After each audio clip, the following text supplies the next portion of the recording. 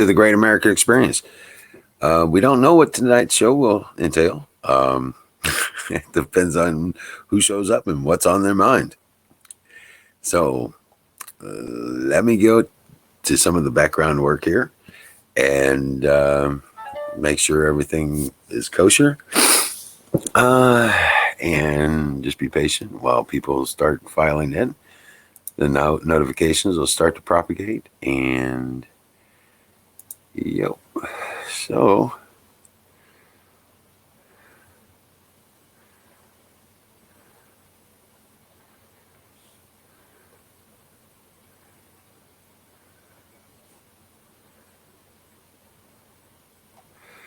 yep. So let's see here. That's getting here.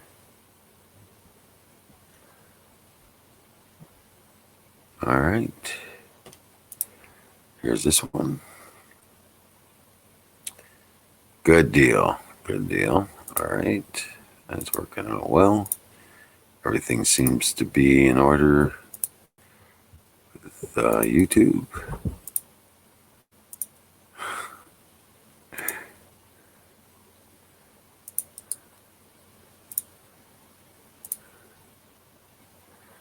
All right.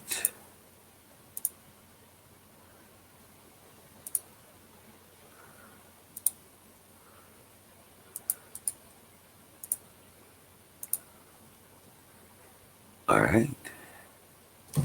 There's that. Why is it not doing it? All right, that should work. It's a little too bright though. That's a little better.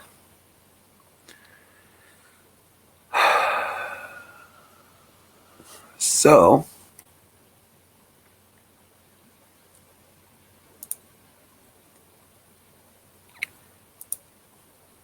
let's see here.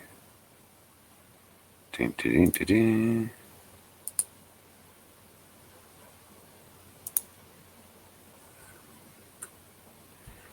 All right, got the links propagated.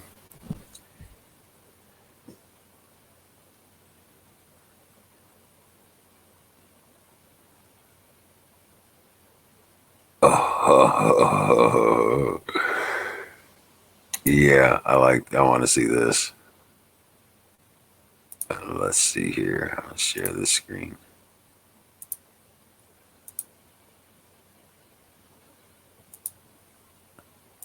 Check this out. Breaking. President Trump sidelines Fauci for fraud. Oh, okay. We first reported 2 weeks ago on rumblings inside the White House that President Trump had awakened to Fauci and the treachery of the NIH and the WHO at the UN. Now we know indeed those reports were true, and President Trump is striking back. There you go, guys. President Trump has now awakened to the fact that a globalist cabal inside the World Health Organization, controlling the NIH in the United States, has been attempting to engage in economic warfare and keep the United States locked down through the election because Democrats and globalists publicly admit they believe a bad economy will be instrumental in making Donald John Trump lose the 2020 election. AP reports on exclusive documents they received yesterday where President Trump effectively defanged the so-called COVID-19 task force. Now, earlier in the week, he'd been talking about abolishing it altogether, but instead, he simply has sidelined them and said, we're not going to put out your projections, your recommendations, and your new charts and graphs. Now, President Trump understands that first they had Russiagate to try to delegitimate this presidency and to hold up our agenda to make America great again in the last 3 years. Then they brought forward the Ukraine hoax coup. That failed. Now, because they're so desperate, because Ruth Bader Ginsburg is either going to die or retire very soon, that Trump not get more good people on the Supreme Court, they are openly admitting that they're going to try to say Trump's response to COVID-19 was terrible and that the economy can never be reopened. But Trump knows that he has all the statistics and all the numbers to show conclusively that the WHO and the NIH numbers that they got from Bill and Melinda Gates and others have been beyond 100% wrong. In the last 3.5 years, Trump's gotten very savvy when it comes to dealing with the deep state and different federal agencies, but he didn't expect the medical system itself to be Machiavelli. Well, that's one of the most corrupt areas, as we all know, with big pharma and all these foreign corporations and foreign governments actually involved funding projects inside the NIH. And then on top of that, we've got the Bill and Melinda Gates Foundation controlling all the other big foundation money of the Carnegies, the Rockefellers, and the Ford Foundation, manipulating the data as well. And all of it has been fake. All of it has been a fraud. And it's coming out as medical doctors from Germany, the UK, Canada, the US, Mexico, Brazil, Japan go public and point out that we were told there was going to be 40 plus times the death 3 months ago.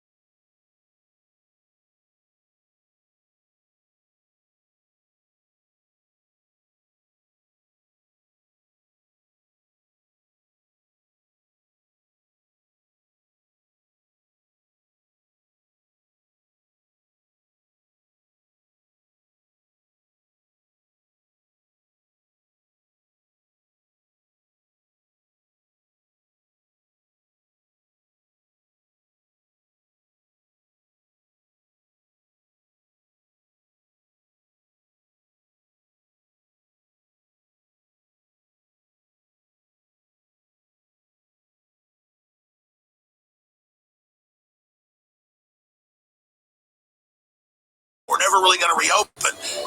He looked like he just, seen his brand new baby will be born or something, because these people are. But President Trump can't do it all. We have to get the word out about this hoax, this fear.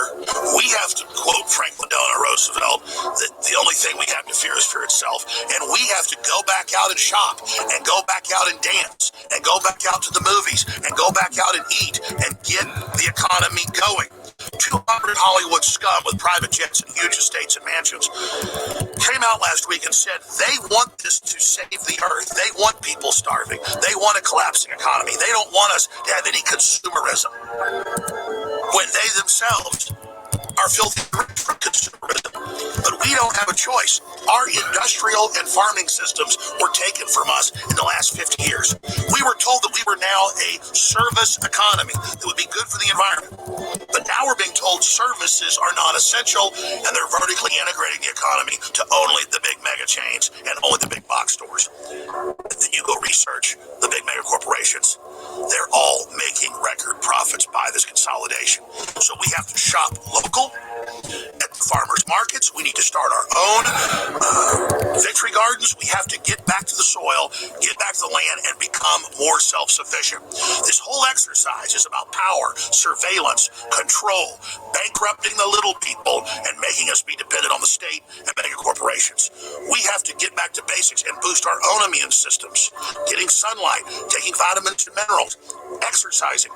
We have to understand that our own weakness and our own decadence has put us in a position to be preyed on by super states like Communist China, the UN, and this whole global program. On rumblings inside the White House that President Trump had awakened to Fauci and the treachery of the NIH and the WHO at the UN. Now we know indeed those reports were true, and President Trump is striking back.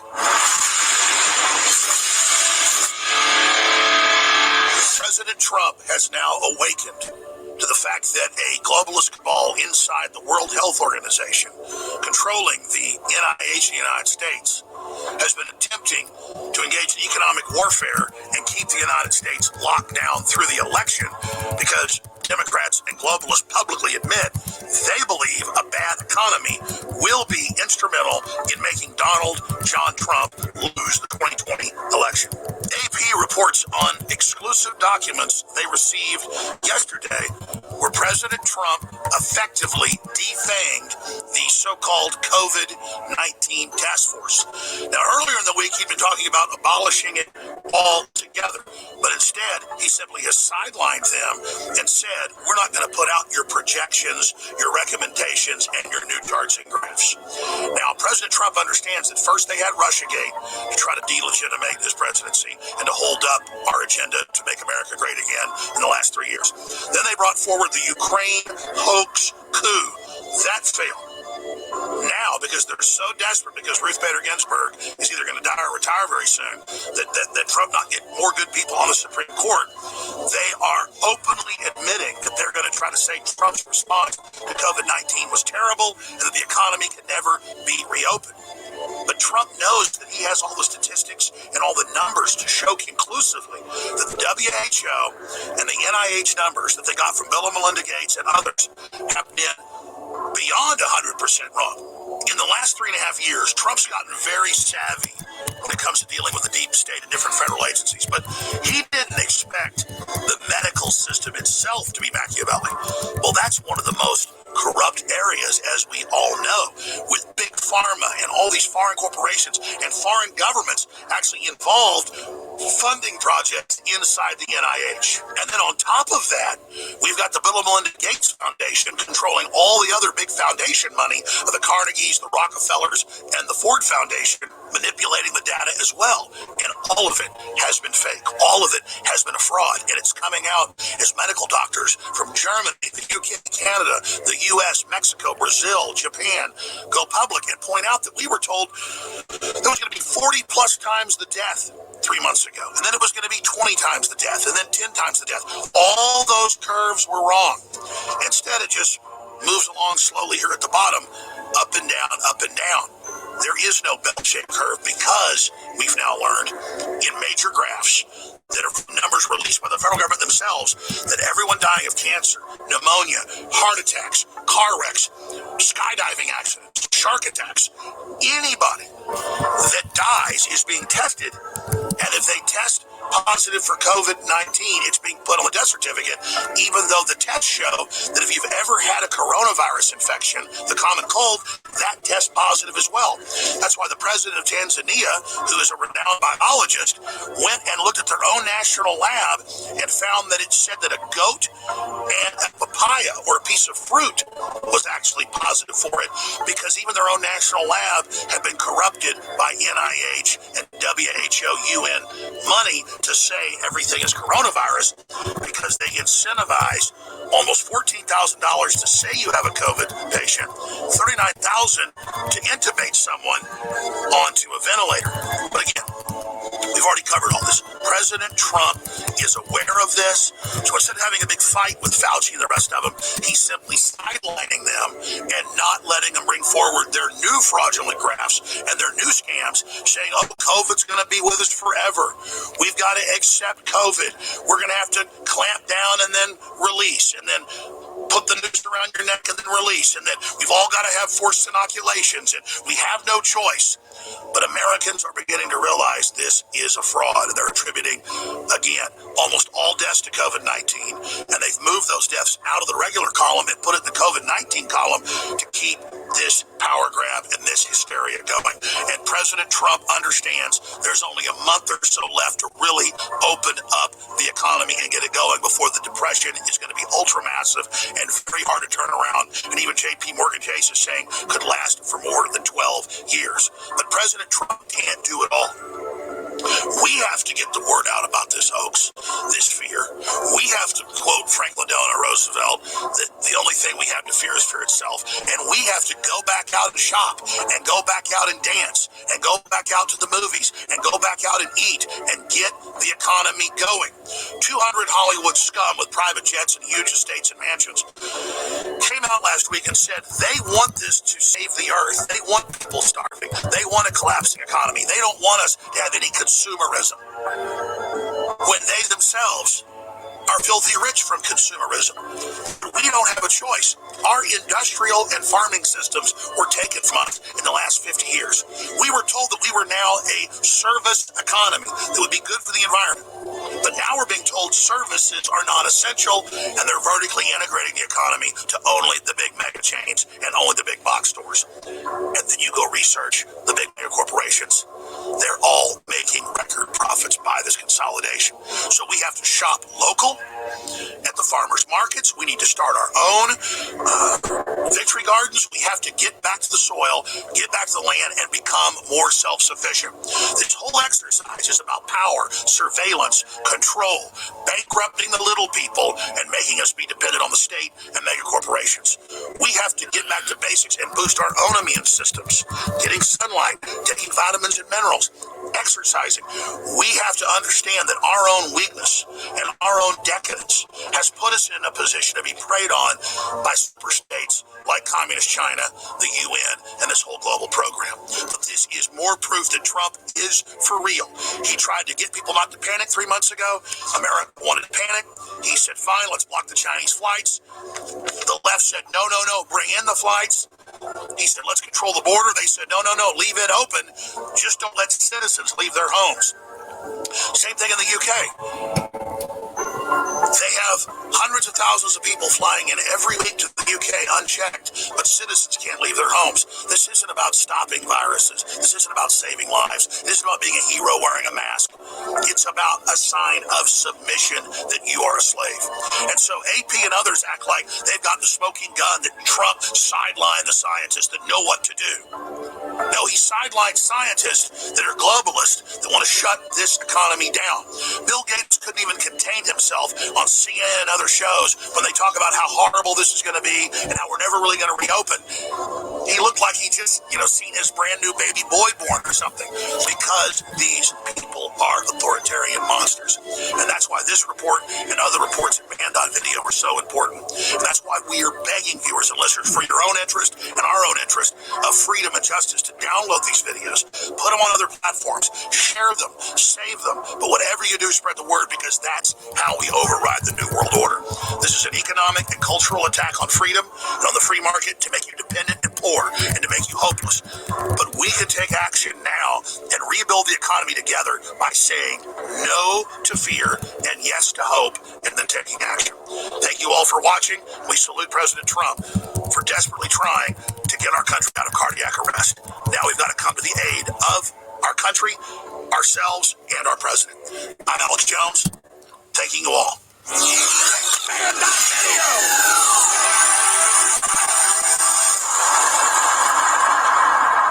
All right. Yeah, I thought that was worthy of playing. Yep. Because that's been one of the main things. Oops. Yep. That's been one of the main things we've all been talking. Okay. Let me see here. All right. So, all right. Welcome in, Susan, Southern Belle, Zoom, Jimmy Bean. Yeah, welcome in. Hey guys, grab a link, come on up. Let's get this party started. I mean, this is the Great American Experience. It's not the Wizard of Oz show.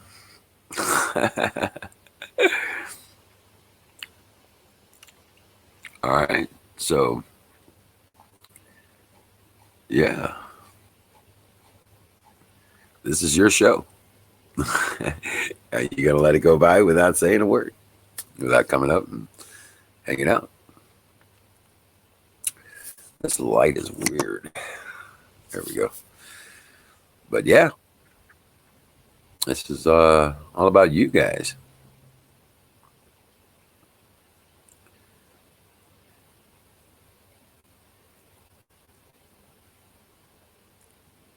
Why can't it be the Wizard of Oz show?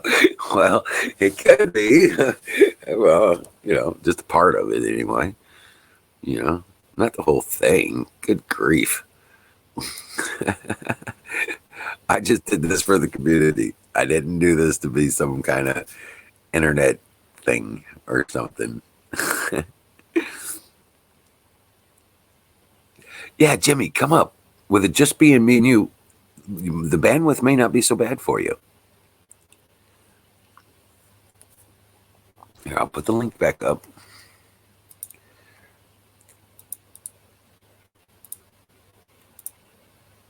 Yeah, we may not have such a problem if it's just, just you on the screen with, one other person.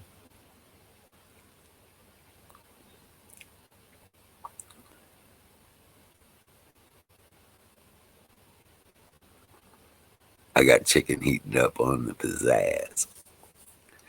It's getting all crispied. The good stuff, not the bad stuff.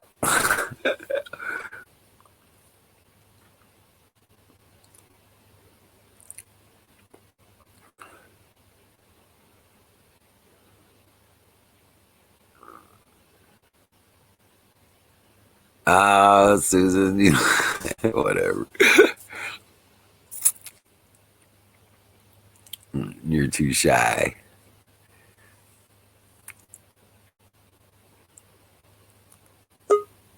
Hey, let's get down 5G towers, bro. Hey, Jimmy V, what's happening? Let it cycle in. There you go. Your picture's up now. You can hear me.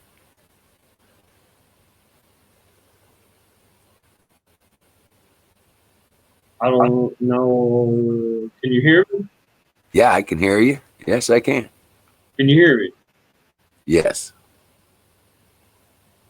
That's my boy. What's up, dude? I love you, man. Love you too, Jerry. I worry about you every day, brother. Yeah. Yeah, and being spec ops things aren't so easy Right. because if a cop tries to grab me, yeah, that don't come out too well, especially in a little country like Right. yeah. Yeah. Right. What jelly bean eating motherfuckers out there with bananas on their Oh head. my goodness. Yeah. Oh my goodness. No, over here it's like 1800s in the United States. Seriously, you can shoot shit up and nothing happens to you. Right. You know. Hey, check this out, man. Yeah, One of my boys you came. guys are awesome. Yeah, one of my boys is here. He's out in the backyard. Of course, it's 80 acres worth of backyard. He's way the hell back there. But he's got his kids. He's got 5 of them. He's got his wife and his ex-wife out there with him. I was like, dude. There's still a lag, but it's not as bad as it was. Yeah, but he's got my.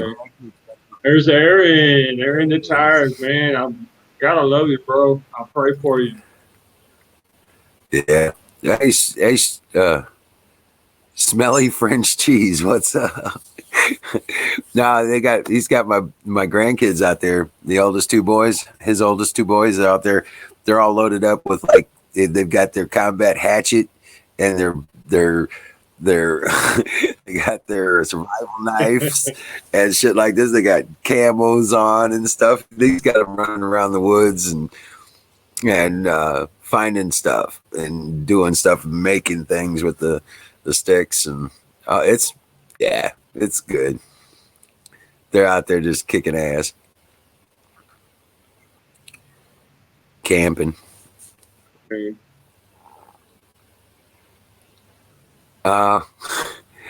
It's kind of my fault. That's the way I raised him.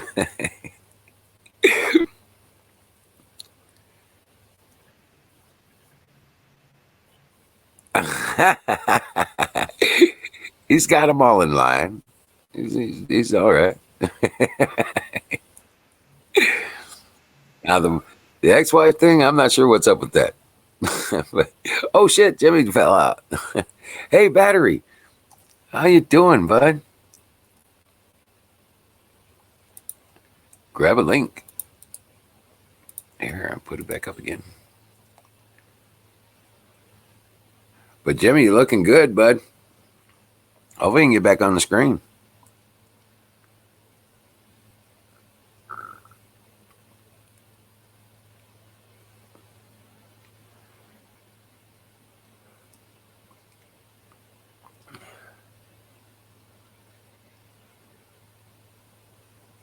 But yeah, no doubt. Yeah, they're all flipping out over this this stuff. Now Obama's going to start interjecting his bunch of bullshit. He's like, the rule of law, at least the one I put in place, is in danger. Oh shit, check it out. That's Battery's garden. Holy cow. Look over there in the back. I got a little visitor. Oh yeah? Cat. Oh yeah. Right over there. Oh yeah. Yeah. He ain't in any of that green stuff, I'm telling you. What? He's probably not into the green stuff. He's looking for the mice. Doubt that. I have only seen one cat in my life that liked to go after mice. Really? I've had lots of cats. Most of them wanted birds. Birds, yeah, that's true too. I got beans along there. They haven't come up yet. Waiting patiently. But I got tomatoes, Cherokee purple tomatoes, basil, celery, marigolds, and I just planted spinach. Did you? Oh yeah. Yep. There you go. Probably a little bit late. It's supposed to be in April. Right. Cleaned out my strawberry bed. They are loaded with strawberries. Wow. There you go. And over in my corn, I just put some zucchini in there. Yep. Oh, yeah? I got green bush beans and corn and zucchini all in one bed. Now, aren't you supposed to put pole beans in with the corn? I can, but I put in bush beans for now. Yeah, I was I thinking you're supposed to. got pole beans coming. That's way back there by the cat. Well, It's not my cat. It's their cat. Oh, yeah. They put in a garden, but they've been watering that for 2 hours. Okay. When they water, they overwater. Yeah. I think I need to teach them. I'm not competing with them. I'd like to help Right. them. No. I got to fill 2 propane tanks so I can start this barbecue. Oh, yeah. Sitting over there. Yeah, I can walk over there. I don't have any shoes on. Oh, yeah. There's no bees. Hopefully there are no bees. Yeah, I got more plants to put in the ground. There you go. Oh, ghost peppers. Oh, zucchini. This is zucchini, right? Yeah. Okay. Zucchini. Hives. Don't know what that is. Volunteer. Find out what it is. I thought it was tomatoes, but it's not growing like tomatoes. Oh, okay. And I've got some bush peas coming up here. And over here. Oh, wait. I know there's 2 of them. And the bees have been visiting that, getting all the water. Uh-huh. And these peas came up. Wow. Finally. I planted these weeks before those. This is a row of bell pepper from 4 Patriots and jalapeno that I had left over from last year. None of them came up. And that's bush beans from 4 Patriots. Uh-huh. A lot of the plants like bush beans. Oh, yeah. Looking good, man. Getting it done. And I'm going to put dirt in this and this one. Uh-huh. As soon as I got some, I need to get these little cups to go in here. They stick down through it into a rain gutter. And that'll keep, I'm going to put peppers in there. These guys. Oh, okay. They're going to go in there. So I thought about using this tub, but it's too big. Yeah. Just put water down. Did I drop out? No, you're still here. Okay. Yeah. I'm put a whole bunch of these on a rain gutter. I'm going to get a 6-foot section just to try it out. No, And it looks promising. You set it up with a float system, so when the float comes up too high, it shuts off the water. okay, good. Hook it up to your hose, and I'm gonna. Oh, I can't walk over there because there's way too much sticker stuff. But I have 2 rain barrels. Hang on a second, I'll be right back. All right.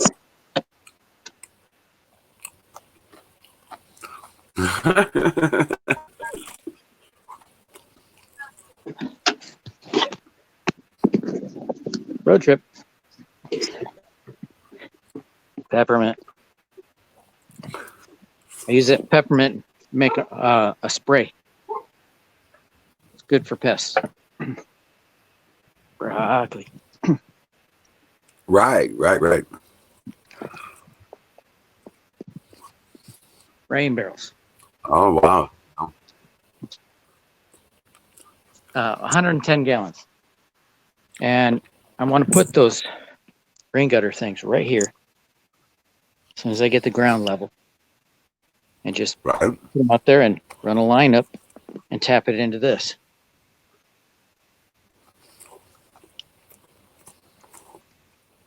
I built those things with no plans.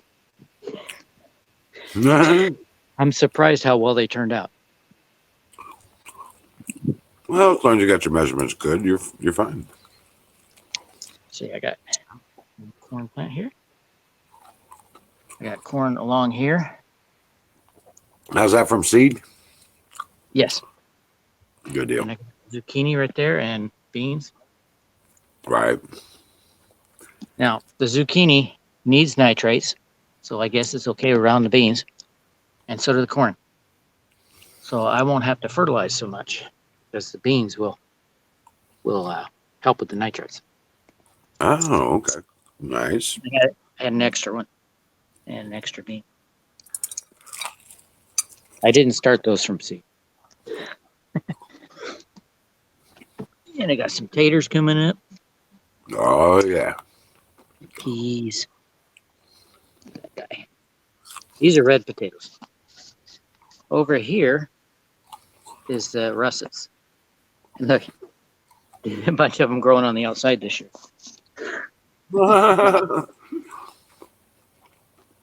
Means I got to dig down deeper. I'm going to make some different potato things next year using this. See the cage? Right. Make a tower about 5 feet high and put a stake. Well, I got, see it, show you one of the stakes, just like this one. Right. Right. Okay. Yeah. And I just stick that stake in the ground right inside the cage, and then put straw on the bottom of it, like down here. Put straw, put some dirt, put the potatoes, and put a little more dirt, and then more straw.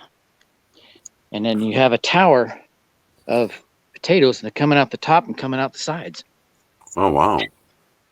It'll look really cool. Wow. This was a weed patch about 2 hours ago. Right. Strawberries. You've been busy. Those are quinolts, so they'll produce all summer. And I put these chives in here because the chives help keep the flies off the strawberries. Oh, okay. I got a huge clump of elephant garlic. I'm going to take about half of those and use them here and give the rest to the neighbors. There you go. I'm going to be popular.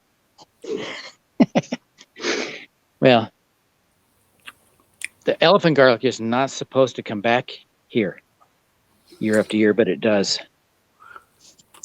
Don't know why.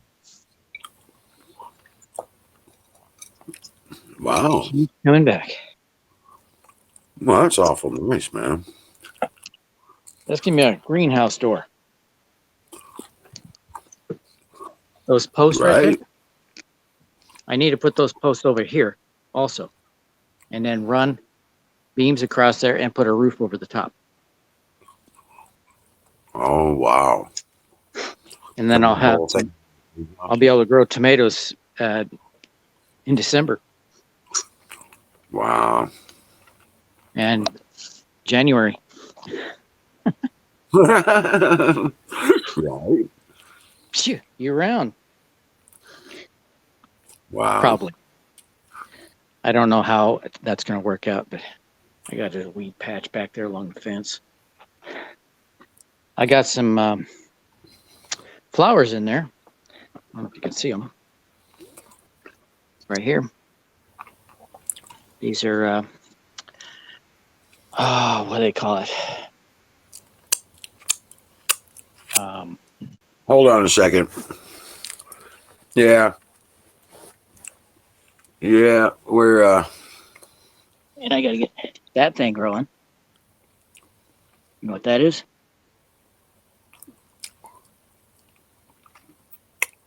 no. That's an artichoke.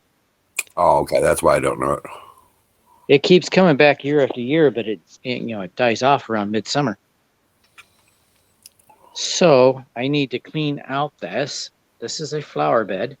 It's full of grass and weeds Where you and going, Aaron? and blackberries. So I'm going to dig all this stuff out around it and have a 3-foot area just for that plant. I tried to grow it in there, but it just doesn't work. So Right. anyway, how things going for you? Oh man.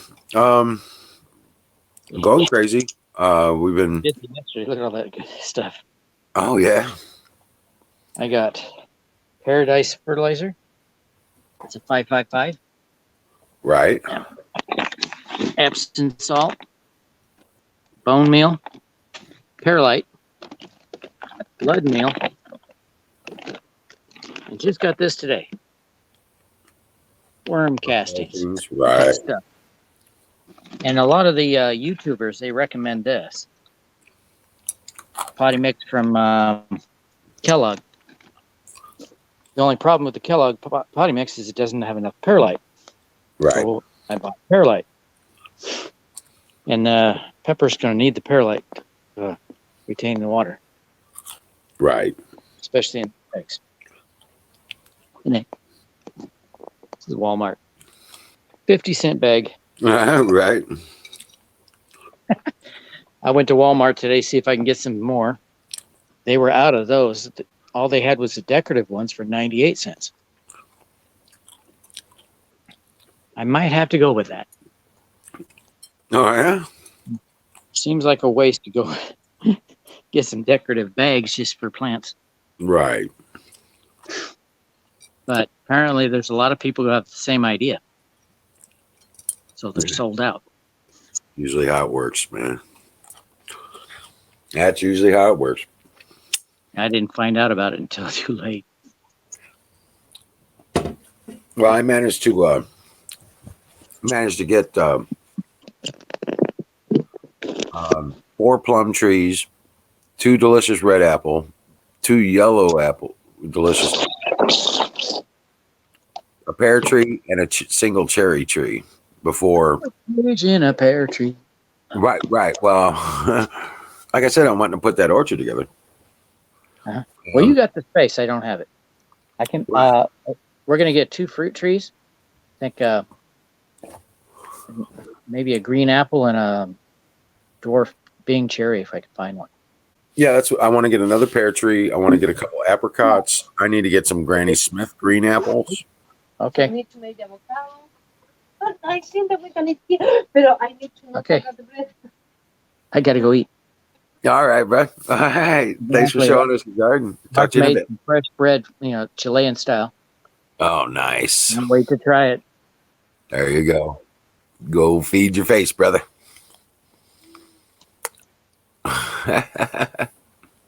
Rock on. But yeah, no doubt.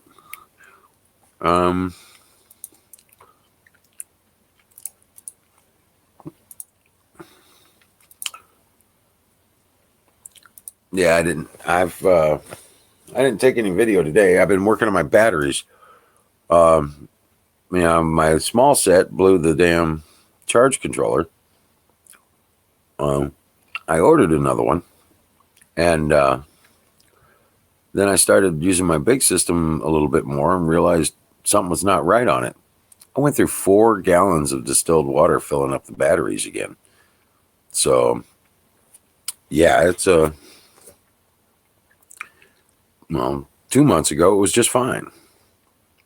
I haven't used a gallon of distilled water on that system since August last year. But all of a sudden, now I got to have, I don't know what the hell. But, hey, how you doing, man? Good. Oh, damn. That talkback thing. Okay. Yeah. Hurry back. But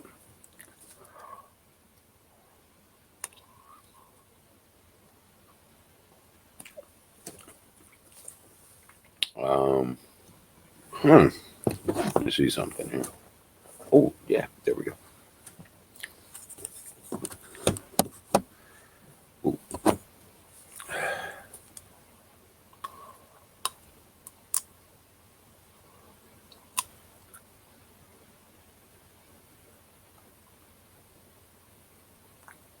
That's exactly it, Susan. Yeah, we all should be doing that. That's the American dream. The American dream is not to find a job working for some other idiots making his life better. American dream was to have your own business and profit from your own work.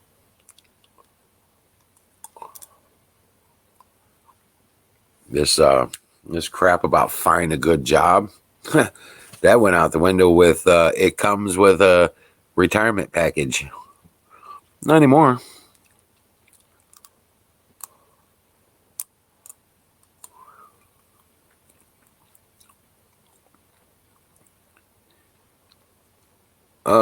Yeah.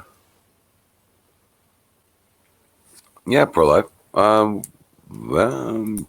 we're right there on YouTube.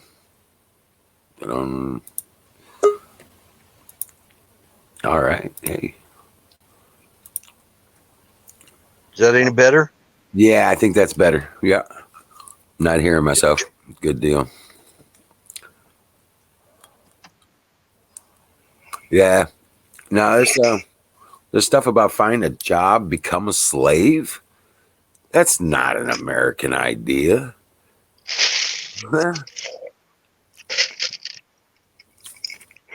People don't come to America to get a good job. They come to America to start their own businesses. That's right.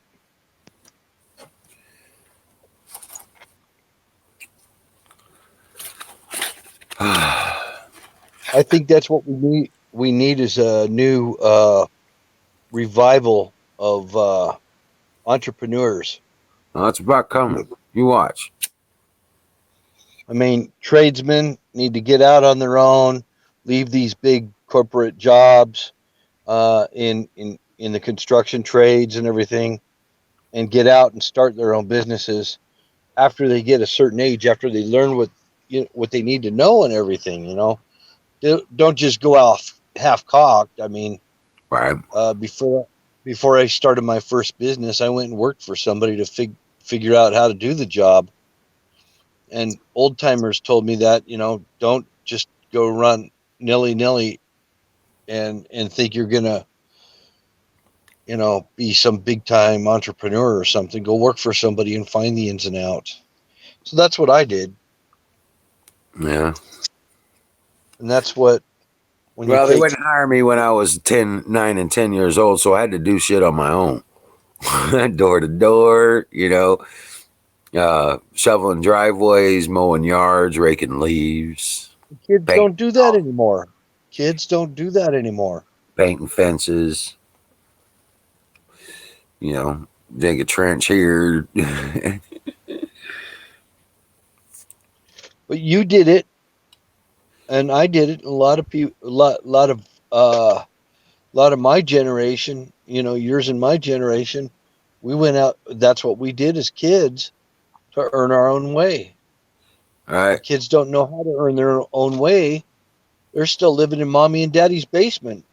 You know, I bought a car. I bought a car when I was 15, and then I bought another one when I was 16. I had 2 cars.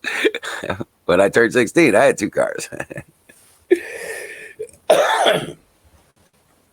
Yeah, they weren't much, but I tell you what, after I got done fixing on them, they ran. They got legal, and you know what? I used them till I sold them. Nobody handed it. Nobody handed it to you. You got it yourself. That's right. Wasn't nobody in line to pay my insurance. Of course, we didn't actually have a requirement to pay for insurance at that time. That came a bit later. Yeah, and it was a whole. All it is legalized extortion. It is, because I guarantee, as soon as you need fear-based business, they're gonna find a way to get out of it. Yeah. Yep. And then once you do take advantage of the insurance you got, they penalize you for 3 years and you'll pay higher rates anyway. Yep. And all based on if you put in a claim, not if you had an accident. It's if you put in a claim. And you're punished for 3 years by the insurance industry, and you'll pay at least maybe Black volume. price you'll have to normally pay for 3 years. I know because I have an accident and getting ready to fall off my record for the insurance in October. So I think the mafia is actually okay. You're paying them extortion money. They're extorting money out of you for fear you might get in an accident, right? No, they're extorting money out of me so that I can get the privilege of riding on a road, which should be my constitutional right of travel.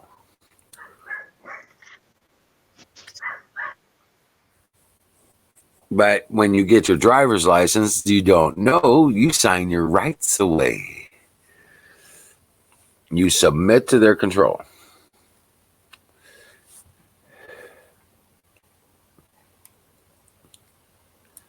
You sign an agreement to sign your rights to travel away to them for their control.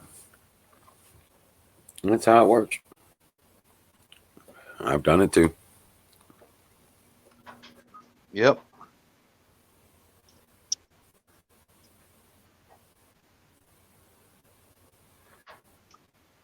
For liability insurance? Wow. That's when you say, I am a sole proprietor. And you just do what you have people, Yeah, it's ridiculous.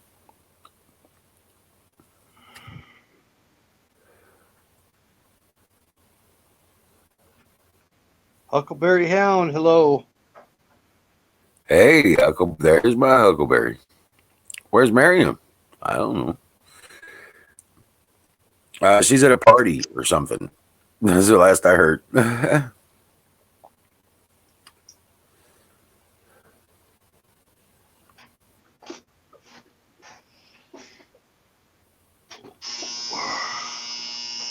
What the heck is that? Oh, my man cave happens to be the laundry room.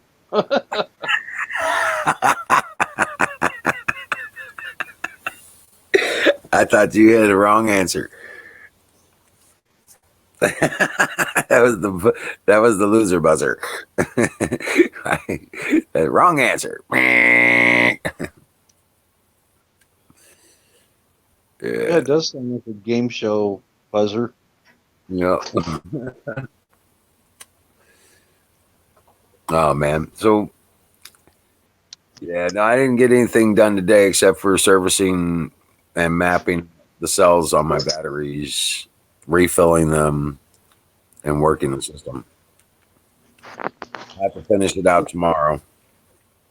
I was on a scavenger hunt today trying to find some stain, and I couldn't even get into the Walmart. Really? Yeah, you can't even. And then the Walmart closed. Damn thing! Knock it off. Wrong answer. Wrong answer.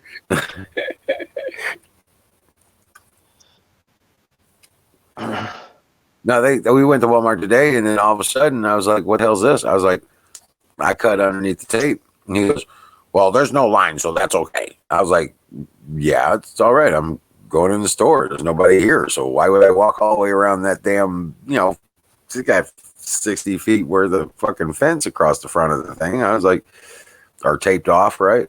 And I was like, I'm not walking all the way down there. The door's right there. There ain't nobody in there, He goes, well, you'll have to wait. I was like, wait for what? The door is right there. You know what I'm saying? There's nobody in front of me. I'm going to the store. He goes, well, we have to wait for some people to come out. We kind of hit max. And I was like, are you fucking kidding me? I was like, dude, there ain't nobody in this county's got it. Okay?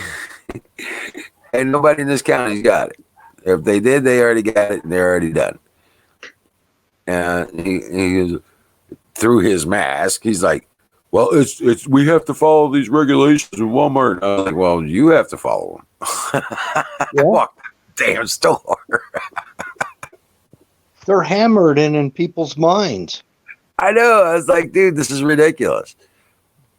I says, I use colloidal silver. I ain't had a flu or a cold in 7 years. As of my birthday, yeah, or in 5 days or 4 days, whatever. Oh, I don't know if you heard this. Those scientists down there in California. Hey, hold on a second. Shh. What? Those scientists down there in Southern California. Can Ranger hear me, or is there somebody out there? There's something going on outside.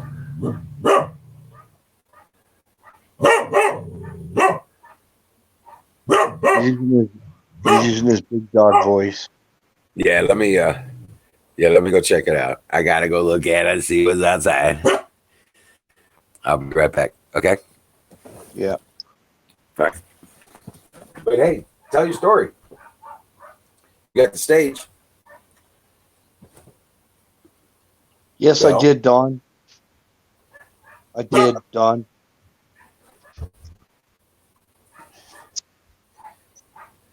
Did what? Oh, Don was asking me a question in the chat. Right. Yeah, let me go check on this real quick. I'll be right back. Okay.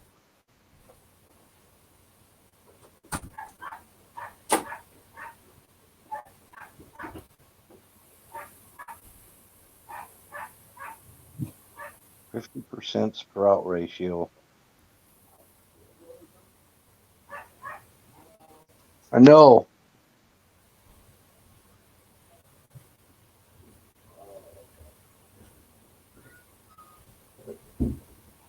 Southern Bell's in here.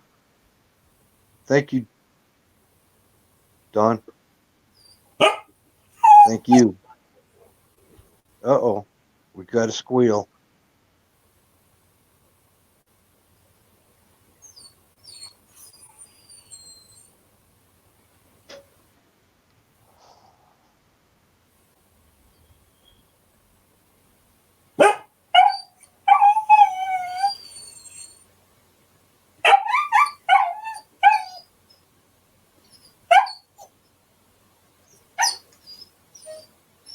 Come here, Ranger.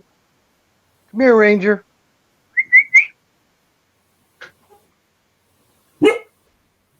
Ranger. Tell him. You want to be on camera? Say hi to Ranger.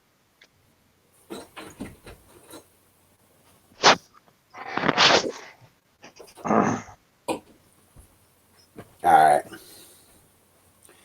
Yeah, my brother's dog cornered a mouse. No.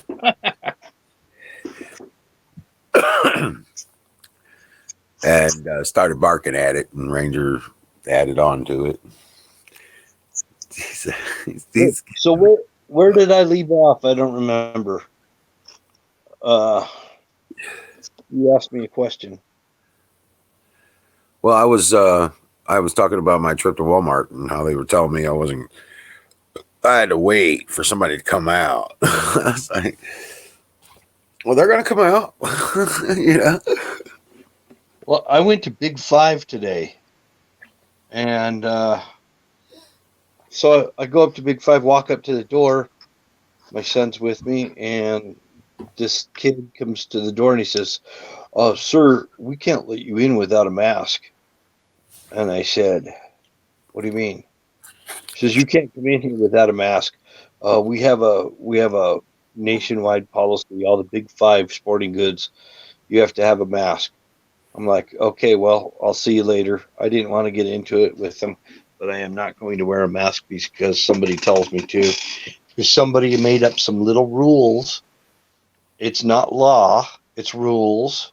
Yeah. None of this stuff is law, you know. Even in when that woman got arrested with her kids at the playground, I mean, there was no laws saying that she couldn't do it.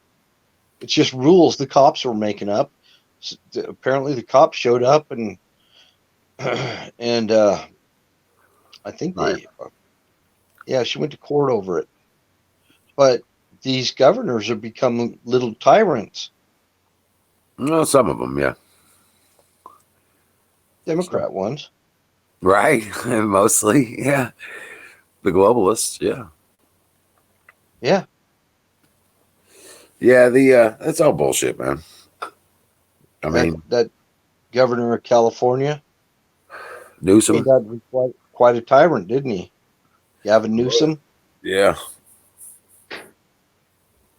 Ralph Northam. Well, North. Yeah, notice. Yeah. It's probably not even their real names either. That's It a may not be. typical Democrat tactic. Don't go to office with your real name. These people show up out of nowhere. We have that all the time in our state where I live. We have people that show up out of nowhere and they win the election, and it's like, what? We now have a mayor from Pennsylvania, and this is Utah. Right. And now, and we had a sheriff who was from Southern California. Hey, Where's all these unknowns all of a sudden popping up in our state?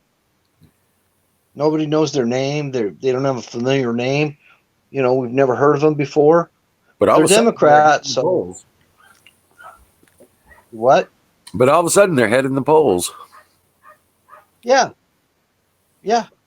I don't understand it. Well, I do. Yeah. I do. It's like, I'm so glad we don't have that problem here in Missouri anymore. Yeah, I don't know about your whole state, but Well, you get into the cities like St. Louis City and Kansas City, or Columbia. Yeah, that's where you got problems. We'll go. Guess what? Excuse me. Sorry about that. But these college towns, that's where you got the problem. You know, these places where the universities are. That's where you got the problems. well, a lot of the problems come out of Stanford University in California. I know that. Right. Yeah, it would be easy and I'm sure there's plenty of people out there taking advantage of it. A lot of criminals out there. Oh, got to wear a mask? No problem.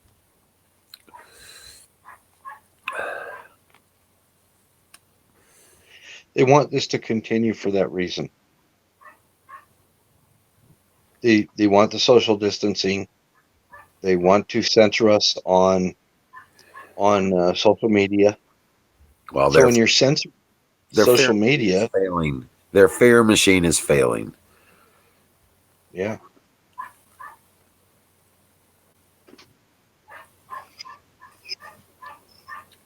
The fake tattoo sleeves.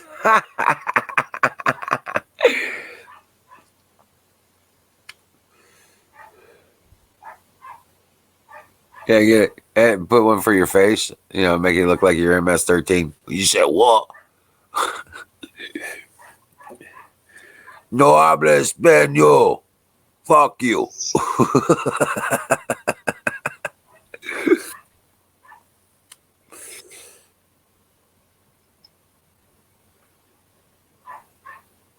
Oh, you got real tattoos. Oh, good Lord. Yeah, man. Hold on a second. I'll be right back. Yep.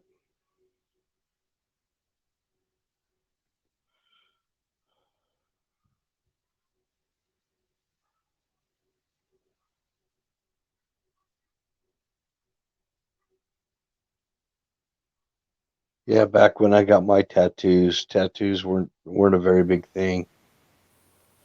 Nobody had them back then. My kids come and ask me, they say, "You know, Dad, I was thinking about getting a tattoo." I'm like, Well, I mean, if that's your thing, but I noticed that now that everybody's got them, I was thinking about getting mine removed. Right.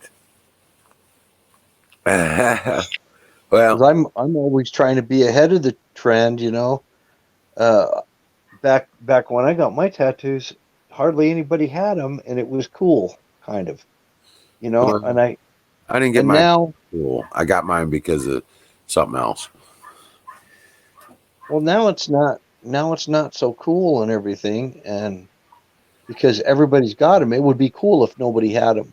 That would be cool if nobody had them, and you were the only one that had one. And Right. now that everybody's got them, I don't want them.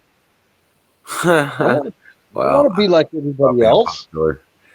I don't need a tattoo to be popular or liked or loved. You know. No, I know, but this is what I'm telling my kids, you know, because it had a meaning. A lot of people are getting it because it's cool. That's what I'm trying to say. I mean, you know, their friends have them. Just everybody you see, it seems like, has a tattoo now, and they don't really mean anything. They wind up putting the wrong stuff on. You know, they find out, oh crap, this is a prison tattoo. I didn't know what a spider web on my elbow meant. You know, Yeah, been I'm not sure what it means either. prison time, Oh, is that what it is? supposed to be, or something about prison time, or I don't know. It it has a meaning. Somebody in the chat probably knows. But I'm just using the spider web thing. They were saying unless you've been to prison, you should not be getting a spider web on your elbow. I wouldn't get a spider web on my elbow anyway.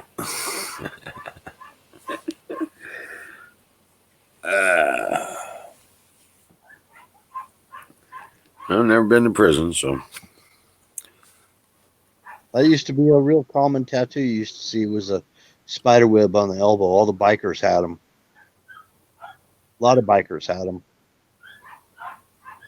I'm so glad Ranger's not a yipey little dog.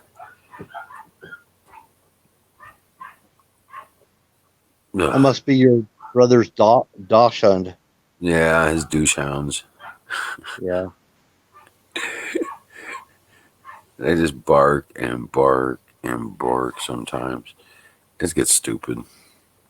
But yeah, Ranger's a badass dog. He's so good. Not even 4 months. He's already getting acclimated to the car now. He's doing real good in the car. Massive Navy drunks. Hey, Don T. Rump. You know, that reminds me. It's time for Fire in the Bowl. And I don't have a dinger. There's no tow truck, no goat master. So, oh, wait a minute. Yeah, I did. Hold on. I might be able to make this happen. Here we go.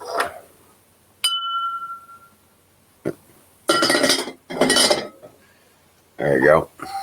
Brought to you by GravyBiscuitFarms.com. Thank you, Don.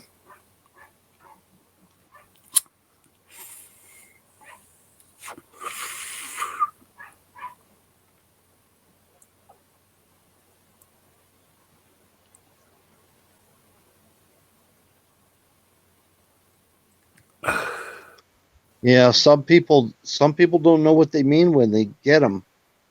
There's one guy who was in prison, and he thought he got a real cool tiger on his shoulder, on the Yeah. back of his shoulder. Had a guy tattoo him in prison. Got this tiger tattooed on his shoulder. With the guy in, when he looked at it, he really liked the tattoo and everything. He's like, "Thanks, man."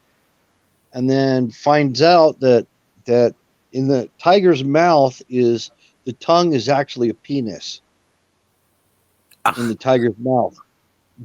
He didn't realize this guy had basically put a symbol on him that meant that he likes, you know, Yeah. men. Right. So he had all these guys talking crap to him as like, "Oh, you're gonna be my girlfriend today," and everything. He's like, and then somebody finally told him. They said, "You didn't know that he put that tattoo, that penis in the tiger's mouth," and they explained the whole thing to him, and he was like, he Idiots, man. couldn't get the tattoo undone. Right. Anytime anybody seen it, they knew what that meant. Right. So they pull little tricks like that on newbies too, in prison. Right. Yeah.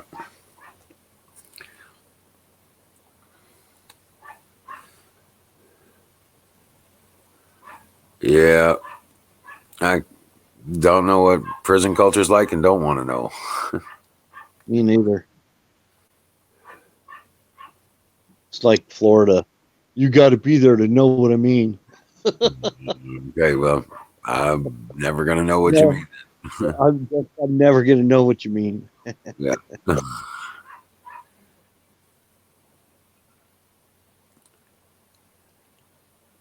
Yeah, some guys get drunk as hell in Hong Kong. Sometimes they don't come back. CP's got to go find them.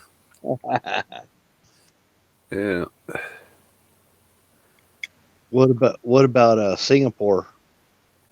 I heard Singapore used to be a pretty wild place. Yeah, I didn't get off the boat in Singapore. They got that Black Mile there. I had to give that briefing to the guys. I didn't get off the boat. It freaked me out.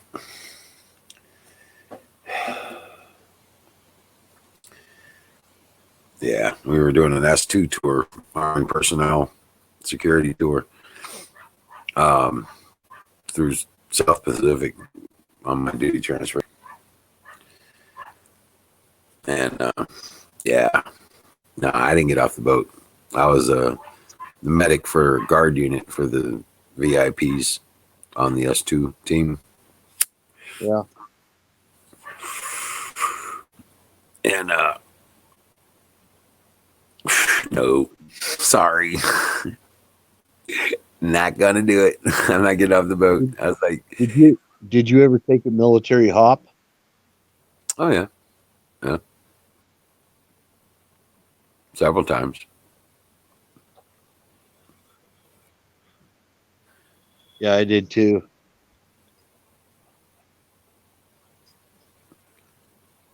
That was Italy. And then I went to Portugal. After I finished my PNOC training over in Vicenza, that I took a hop to Portugal.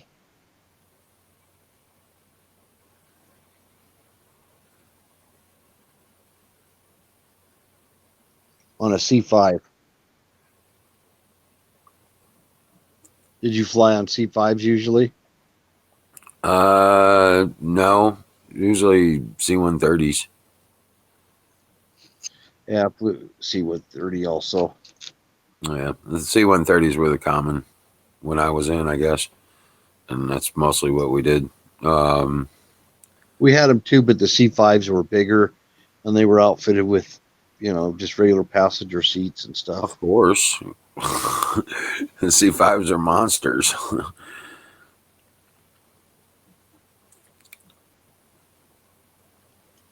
Yeah. Huckleberry, hello. Well, I'm telling you guys, what happened was Trump caught wind of the whole situation. Okay, he got control of the NSA, the DNI, and he got the information about what they were planning to do and the people behind it. And he went and found the people behind it and turned around, which was Fauci and this Birx lady. They were the main people doing this shit, developing these processes and programs and these models. Yeah. Okay. And he put them out front and says, okay, you made this fucking mess. You're going to clean it up and you're going to be the face of it too. And if you fuck it up, you're going to go down by the people because you're going to be exposed for everything you've done. And that's exactly what's happening. And that's exactly what I said 4 months ago.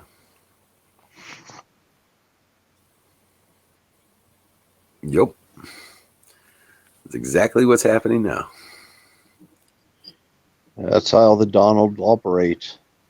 3D chess, baby. He is a genius. He's got this way of letting them expose themselves. That's like, look what's happened to the Schiff. He just completely corrupt. He's been exposing himself the whole time. Like a crazy dude in a trench coat. You know? You know what I'm saying? Oh, yeah. Ugh.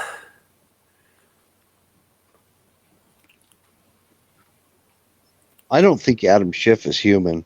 He doesn't even have human-like expressions. Neither is Comey. Comey's not human. No, Comey doesn't come across as looking human at all. And Trey Gowdy, too. Gotti, I'm not sure about him though. I'm not sure about him. I'm pretty sure that he's not on our side. I'm pretty sure that Trey Gowdy is he's working for the other side. He's a disinformation guy.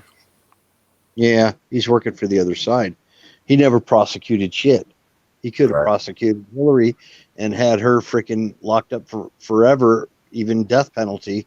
And no, the only power he had was a justice referral, to activate. He always had a way to deflect, though. The DOJ, but that was never going to happen. He always deflects stuff off of himself. Yeah. And he does have a knack for that. And he was doing a lot to try to, boost his own reputation. I mean, tooting his own horn. Yeah. Saying, I was a special prosecutor and this and that. What did you prosecute? He didn't prosecute nothing. Right. Blurry. Do what? I hear a duck. That might be my brother's dog. Neighbor's roof had a mallard duck on the roof for several hours. We just standing up there looking around. Had a duck on his roof. The only one that I think we really had on our side was Nunes. Devin Nunes. Yeah, Devin Nunes. Matt Gaetz. Yep. Matt Gaetz is another one. What's that other guy's name? The one that never wears a suit coat? Jim Jordan. Jim Jordan. Yeah, he's a good guy. I still think Rand Paul is a good guy. He just seems so ineffective, feckless. You know what I'm saying? You know why? The thing about, I remember when Rand, not Ron. Yeah. Right. Actually did that filibuster when we almost got our guns banned and everything. Remember that? Yep. He did help us out with that, and that's where I know a lot of things about Rand Paul didn't come out right, but he's pro Second A. He's pro Second Amendment. He's not like his dad, though. His dad is all about ending the Fed. His dad sees the real thing. Well, get this. Trump needs to put him in charge of the Fed. Yeah. Trump, get this. Yeah. Trump is absolving the Fed. All the duties of the Federal Reserve are being absorbed back into the Treasury Department. Put Ron Paul in charge of the Federal Reserve shutdown. That's, He'd want that job. Yeah, he would. That's what he lived for. He would be. Oh, yeah. And that's going to happen soon, guys. That's going to happen a lot sooner than you think. That would be a great. We had a setback. That'd be a great end of life thing for at least Ron Paul. A lot of times he didn't come through, but if he came through with that, oh my gosh! If he ended the Fed, right, he could He could die in infamy. Oh yeah, in the Fed. Yeah. Well, that was a good dinner. Yeah. My wife made some bread from. She was watching a chef on TV from Chile. Huckleberry, She's always wanted to make that Huckleberry bread. says she's leaving. Made the bread. Oh, it was so good. Just like I was back in Chile. Rock on. Those That's what people love their bread. I tell you. Huckleberry's leaving. You're leaving. Bye, Huckleberry. I just got here. Past your bedtime. Susan, doggone it. Oh, Susan. Man. Wow. Huckleberry, Susan, they're all leaving. You new here? Do what? I'm sorry. I don't think I've seen Susan here before. Yeah, Susan. She's here. She's been here. She was MAGA Caga. Oh, okay. Yeah. That's a good moniker there. Naga Kaga.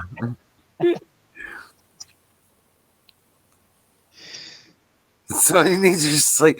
You'll sleep when you're dead. Come on. Life's short.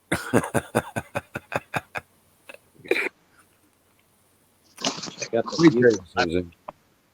Dream well, Patriot. I'll see you tomorrow. You Bye, too, Susan. Huckleberry.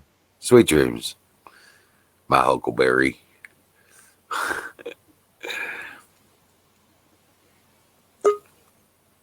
Yep, there he's back. I picked up the phone and hit the X. Don't touch the red button, damn it. That's rule number 3. Check out the view from my deck. Oh, wow. Those big ass trees. Those are just babies. What are those? Sequoia. Oh, real? Oh, really? They're just baby trees then. Yeah. Yeah. Somebody about 30 years ago in this county decided to plant a whole bunch of those. And I guess they had an Arbor Day sale and everybody around the area was buying them, putting them in their front yards. And now they're regretting it. Oh, yeah. Why would they regret it? Well, the tree is now taking them half their yard. Oh, that's right. Yeah, those things are huge. And the shade is over their house. Well, that's a good thing in the summer. Yeah. If you don't want to grow anything. Right. And my neighbors, but see the upper part of the roof there on the barn? Yeah. They finally finished it. It'd been open for about 7-8 years, and now they finally finished it. Oh, wow. Right. And it's a nice barn. See the shape of it? Yeah. Yep. You see where the roof laps the top portion of the roof? Yeah. What I'm going to do is I'm putting windows in that portion of the wall where the slant roof goes up to that section, in that gap right there. I don't know what they're going to do with that. Well, I'm that's where I'm putting windows to make skylights. Part right there? Exactly. Yep. Then you don't have birds flying in. Yeah. Well, I'll put windows there so that I get light coming in, and the whole roof is going to be painted white. Look at the view from my deck. Inside. Beautiful. Yeah, it is. And that's a Section 8 house. They pay $50 to $80 a month for rent. Oh my gosh. And if you can see the Mercedes convertible. Oh, in their driveway? Yeah. Yeah. They always have expensive cars. even though they can't pay their rent.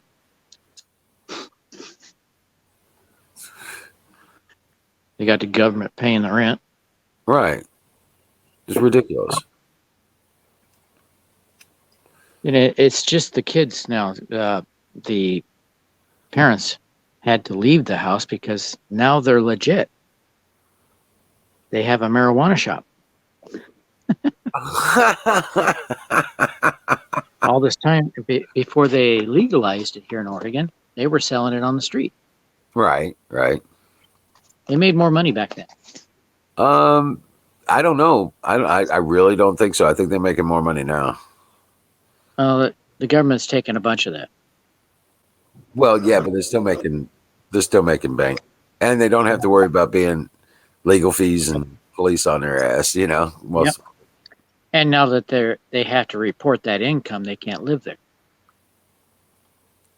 So they moved out, and they have adult kids that are living there now. Right.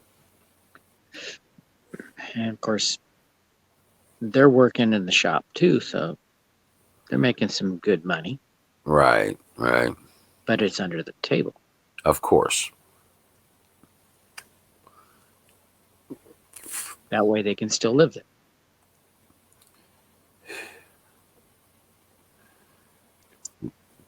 Right? Yeah. That could catch up to them if the IRS catches wind of it. Well, the IRS is not long lived because as the Fed goes, so does the IRS because it is a subsidiary of the Fed. Don't we have to have some kind of tax system? Well, Trump's been talking about getting rid of the payroll taxes, period. Yeah, I agree with that. Okay. This country was built to run on tariffs. Exactly. For the first, I Off think, the first people. 100 years, we were operated off tariffs. It is a violation of the Constitution for there to be any other tax on the people but that is apportioned. And that means every person would be charged the same amount. Thank you, Lyndon Johnson. No, we're talking about 1913, the Federal Reserve. Well, Oh, yeah, but the income there's tax. another tax. That came with the 16th Amendment. Yep. There's another tax though that they had ever since Lincoln did have tariffs, and that was corporate taxes. Right. So they always had corporate taxes. They need to get rid of those. The corporation. It was called capital gains tax. You have a capital gains on tax. your investments. That was your corporate tax. Now, if a company made a specific amount of money, there was tax on that. Then Industry taxes. Correct.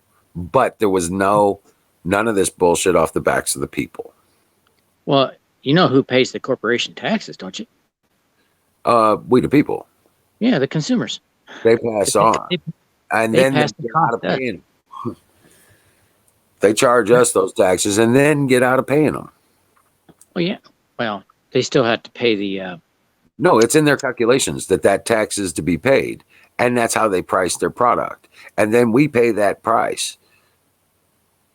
Well, yeah, they're going to pass their cost on to us. You know, it's Right. And all they do is they pay the attorneys 20% of what those taxes would have been. They budget out the attorneys to get it through the IRS so they don't have to pay them through exemptions or programs or whatever else. Since we're paying it, I say we just do away with it. Right. Well, the capital gains tax will probably, Trump is a constitutionalist. So we will have a tariff run government. The government will get smaller because it doesn't need to be this big. Trump is the king of tariffs. Yes. Yes. And the capital gains will remain. But all this other bullshit, like there's no more death tax. There's no inheritance tax. You got rid of that? Yep. I thought he just lowered it. Nope. It was abolished. About time. There's a Because, lot of that shit that's been the way abolished. the way I was gonna pass on the land and all the assets was to gift it to them before I die. Right. Now you sell it to them for $1. Yeah, pretty much. Yeah. You sell it to them for $1. And that, so that at least there's a price on the property. But you start getting into gift, and then they want to start taxing that too. No, Okay. Trump getting paid $1 because he's donating the whole thing. You know, he has to keep something, so he keeps $1 of his paycheck. Yeah, he doesn't. Yeah, the rest of it goes into, paying down the debt or helping the vets or something like that. Always, yeah. It is so nice out here right now. Yeah, it was nice I'd out here this evening. I'd love to have me a what do they call it? It's a drink made with Jack Daniels. They got a mug. Oh, great! Can't think of the name of it. I still have the mug. He still got the mug. It's got the recipe on it. Oh man, why am I drawing a blank? It's really good. Hey, Bill, Yeah. did you get your package? Yep. Sweet. Yes, I did. Yep. Did you do what I told you to? Yep. Okay, good deal. Good deal. How you feeling? Good. Good, right? What package? Some medicine. Colloidal silver? No. No, shit. I didn't get it. It's in my car. It is. It's in the console. And I guess he didn't get it. Not the colloidal silver, no.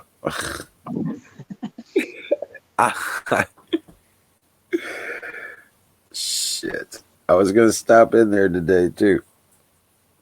But I had my boy here, and I'm sorry. Ooh. I think I'll get me some corn on the cob tomorrow. Cook it on the barbecue.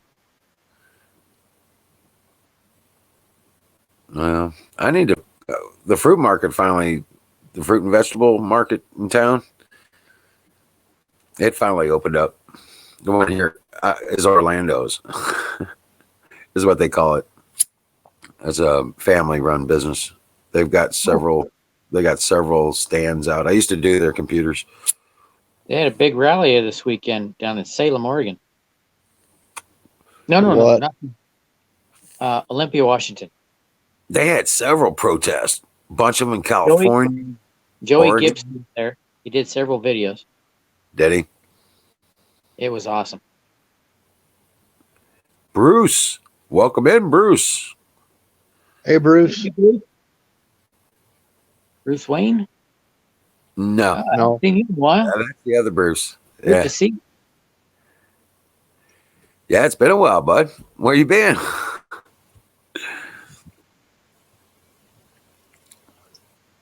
And when I bought this house, this deck that I'm on was 2 feet lower. You come out the door and you have this little platform, and then you have to step down to the deck. It sucked. So we had them rip that out and save the boards. I've got them on the side of the house. They're going to be the foundation for my shed. And they put in a Trex deck, same level as the door. So now it's an extension of our living room. Exactly. And we I'm we put a clear roof on it, and my wife made curtains to cover that when it's too hot. Yeah, I'm usually a patio guy in the summertime, but with the frogs there this spring, I can't be outside or I can't hear nothing. In Missouri, it's probably really nice. Well, I got an 18-foot round pool in the backyard. Ain't done nothing but collect water for the last 2 years, and it's a frog pond.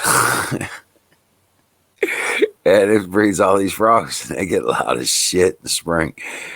Come summer, come We're summertime, digging, it's man. better, huh? Fry up some frog legs. I wish there was that kind of frog. Oh, they're too small. They're just tree frogs, yeah. So that's what I was saying. I want to get some bullfrogs. I get some Yeah, Louisiana bullfrogs up here and throw them in the pond and get them spawning in here. crawfish in there too. Yeah. If you can. Well, And it is only a pool liner, so oh, it's, oh, yeah. there's no water source then. No. It's just a pool. Well, if you had a little pond with a Right. creek coming in and a creek going out, you could put trout in there. Well, we're going to be putting in ponds and the lakes. Yes. Now the lake, it'll be a flow lake because we do have some springs and we do get quite a runoff on the entire valley. So it would pretty much be a clear run. Louisiana? Yikes. I've been there. Been to Slidell many times. Have a fan on high. Nah, you don't need a fan on high. It could be like medium. As long as you're sitting there, This house didn't have any ceiling fans. It now has 1, 2, 3, 4 ceiling fans. 4. There you go. One more room needs a ceiling fan. You need one on your deck. I know. Trying to talk the wife into it. Put a couple of ceiling fans in here that look like palm leaves. That would be awesome. I've been looking at some of the 12-volt solution stuff. I want to take take house ceiling fans. I got an idea. And put a DC motor in them and run them. Do what? They're not very efficient. I know they're not, but you use a small DC motor and they can be real efficient if you did it right. I just thought of an idea. Get some fans that can run off a 12 volt, put them on the ceiling of the deck, and put a solar panel up on the roof. And when it's hot, those fans are moving. Right. Yeah, but I'm just talking about, solar panels and stuff like that. So,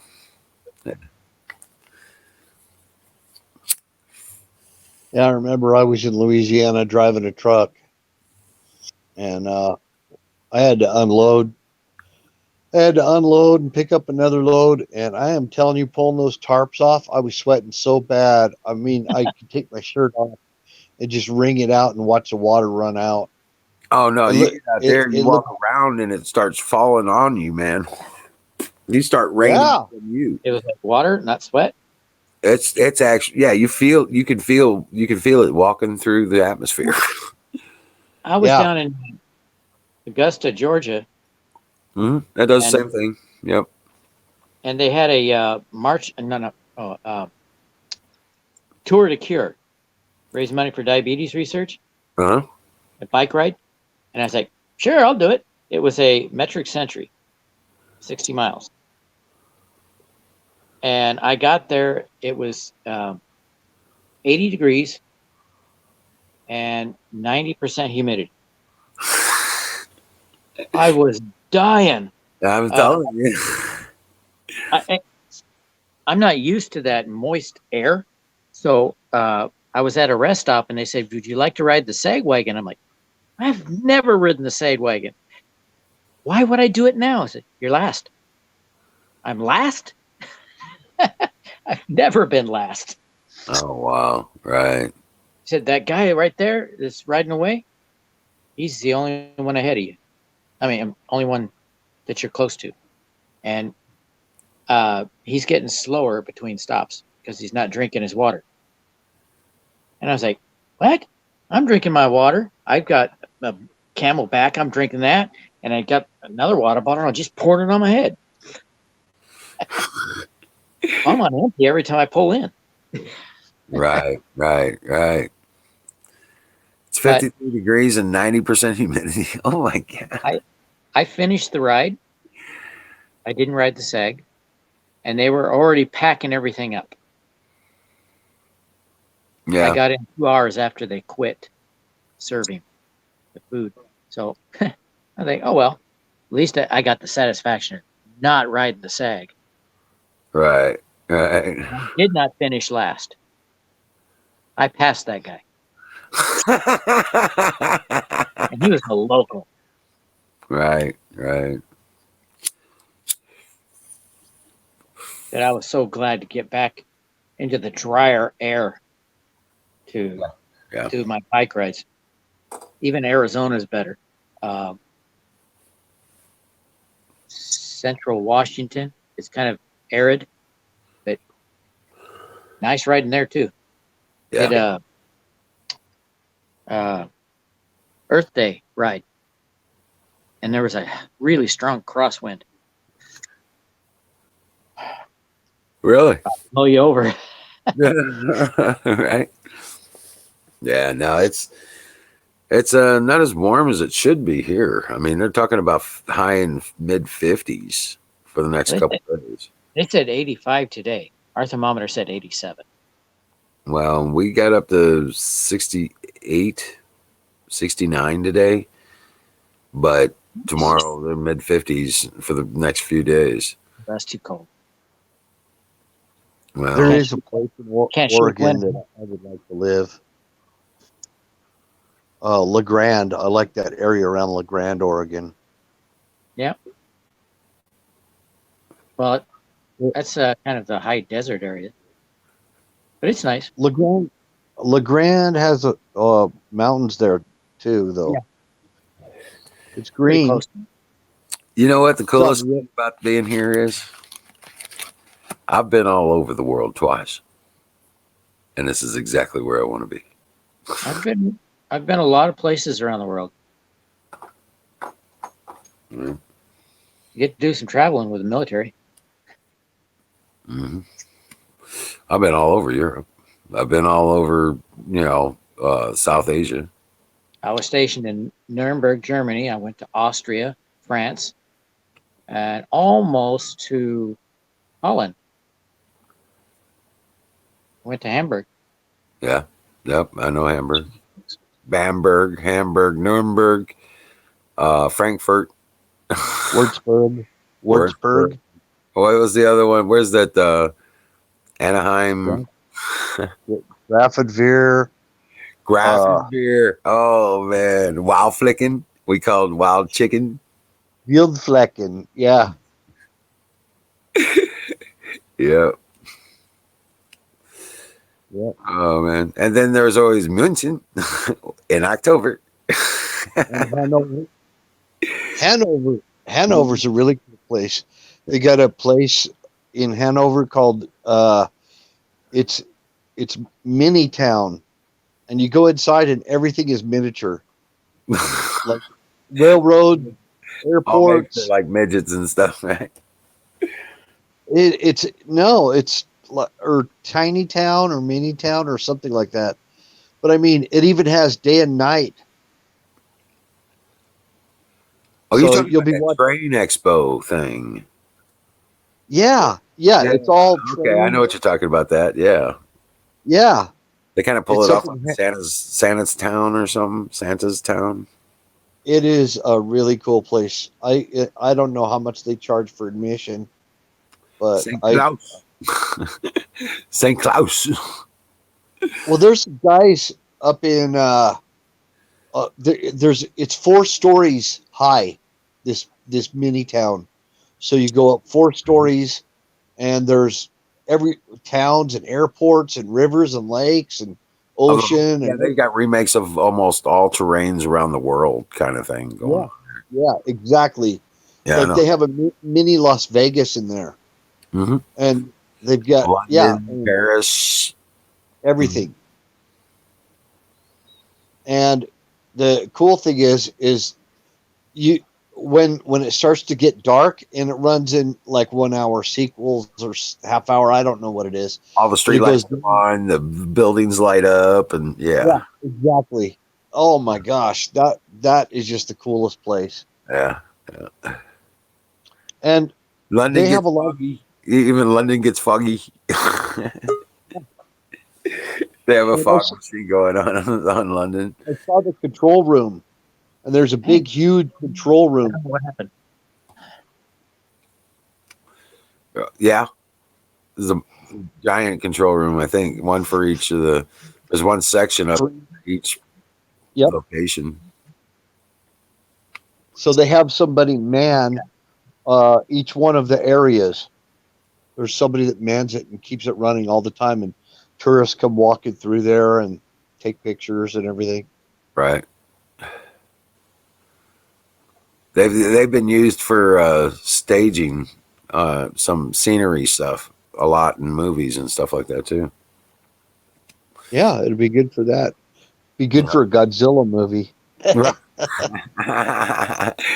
Right. Hey, Wizard, you got Godzilla. What better? You got fireflies? Yes. In Missouri? Oh yeah. Oh yeah. I saw them when I was down in Georgia. Now they Didn't really see them in start Alabama coming. for some reason. They don't start coming out until like July. After 4th of Oh, that's July. probably why. Yeah. They're prevalent after 4th of July and all the way up until like the first week of September. And then Alabama, interesting. Mhm. I went to Fort Rucker. Yeah. Familiar with Fort Rucker? No. Hood, Aviation. Jackson. Hood, Jackson, and Fort San Antonio, Texas. Sam Houston. Fort Sam Houston. I was at the Air Force Base in San Antonio. All right. There's two of them. I was at the one with the. That's where they put me through the academy. I was in the military medical academy. I was in the Air Force Tech School for communications. Oh, okay. I always wanted to run up to Fort Hood because I heard there was lots of off-road trails. But never made it up there. But after I left that Air Force Base, wish I could remember the name of it. I drove over to Georgia, Augusta, Georgia. All right. Whatever that fort is there. Gee, I'm drawing a blank. I was stationed at Fort Ord up in Monterey, California. I've been to some fort down in California. It's a training ground, basically. Wow, this is just outside of Monterey. I'm not sure where this place was. But when we flew down there, I got to fly in the helicopter. It was cool. Front seat. Oh, yeah? Flying by Shasta. What a view. Right, right. And Wow. when we flew over an Air Force base, and you could see B-52s lined up. It was a beautiful sight. Wow, right. My brother was stationed there. And again, I can't think of that one. I have a brother that's now a sister. Well, there was a Presidio. That was Navy, wasn't it? Yeah, that would be Navy. But there was a Presidio base just south of San Francisco. Yeah, my father's. And then there was one in Orange County, California. My father was stationed on Treasure Island. Yeah. Did you ever go to Moffett Field? Sounds familiar. No, but I've been to Zeppelin Field. San Jose, California. There's Moffett Field there. We went to a place down in Utah, Dugway Proving Ground. Yep. Horrible. It's out in the west. Horrible. You didn't like it? They wanted us to dig latrines, but they said don't go any lower than 6 inches. Like, what kind of latrine could that be? Because you go down 6 inches and you might run into nerve agent. Not good. That sounds like Tooele Army Depot, actually. No, it was Dugway. I don't know where that Easy. That's the proving grounds. Yeah. Dugway Proving Grounds. And here in Oregon, Hermiston, Oregon, they store all the chemical agents. Oh yeah. Well, that's where they were storing them, is at Tooele Army Depot that I'm talking about. They were storing nerve agents for the entire country. You say Tukwila? Tooele. Oh, I don't know that one. Sounds You know, Indian. I know there's a Tukwila. My neighbor's where going to have a high water bill. right? That water's still going. They don't remember it's on. That's what's going on. Yep. Yeah. The plants You are know- all going to die. Yeah. You know, Don, I didn't eat in Bangkok. I was like, dude, that ain't what it's supposed to be. I didn't eat in Bangkok. No, I waited to get on the boat. That's where I You first. want to get any dog or rat? Who knows, man? It could be insects, man. They make. Yeah, Well, it's. chocolate cover crickets You are can pretty good. trust the food in India. No, you don't trust the food in India. If you can't recognize it, yeah, you probably don't want to eat it. And if you Well- can't recognize it, you don't want to eat If you're in it. India, eat the Hindu food. You should be pretty safe. It's all vegetarian. Right. But yeah, I just thought I'd say that. It's like, oh shit. They have a huge. 52 bombers fly over last week, Bruce says, courtesy of President Donald Trump. Y'all just chicken? No, there wasn't no chicken. It said chicken, but that wasn't chicken. Right. Who knows what it was? Well, you know what? That's what. Well, Tastes like I lied. I did eat because I did eat in Bangkok because that's where I had a tiger steak. Oh man, I was helping my father work on a car, and I heard this roaring sound coming from the sky, and it's kind of a gorge there Yeah. or a canyon, and I said, "What the heck is that?" And so I step outside his garage and look up, and it's a cloudy day, and a B-2 dropped out of the clouds. I'm like, whoa! Oh, That was really? the coolest sight. Nice. He was doing a bombing run on a bridge. Oh, Right. that had to be awesome. Right. But still, even, that's got to be awesome. Because I know it's like when we were watching the MRLS's launch. Dude, that was some cool shit. What? The MLRSs, when they did their training. No idea what that is. Oh, that's right. You're Air Force. You wouldn't have a clue. I used to be Army, but I was aviation. Okay. Well, the mobile platform launch platforms for the rocket systems, and these were the big boys. These were nuke capable MRLSs. Okay. The normal Short, mid, or long range? the mid range vehicle launched. Yeah, but they were tactical nuke capable, and the 22 Cav ran them, and we were a support company for 22 Cav, and so they went on. We were doing joint exercises because that's our job, as our unit was set up. Where'd Bill go? And Yeah. I was a medic, so I got to sit on the ranges. That was part of my thing. They always needed people to sit on the ranges. They needed medical staff in case of emergencies. I mean, one of these things goes crazy, I could try to save them, but Over in Germany, my buddy was a medic, and Yeah. anytime I needed something for like a cold or a flu, he hooked me up. oh yeah, the favorite one was the little brown bottles. They were alcohol. Oh, we would hide our alcohol up in the laundry room. It had a drop ceiling. Oh, that's okay because the XO always kept his beer in the fridge in our med station. It's required medicine. That's what he used to call it. Oh, we had a first sergeant that he looked like he was right off the Little Rascals.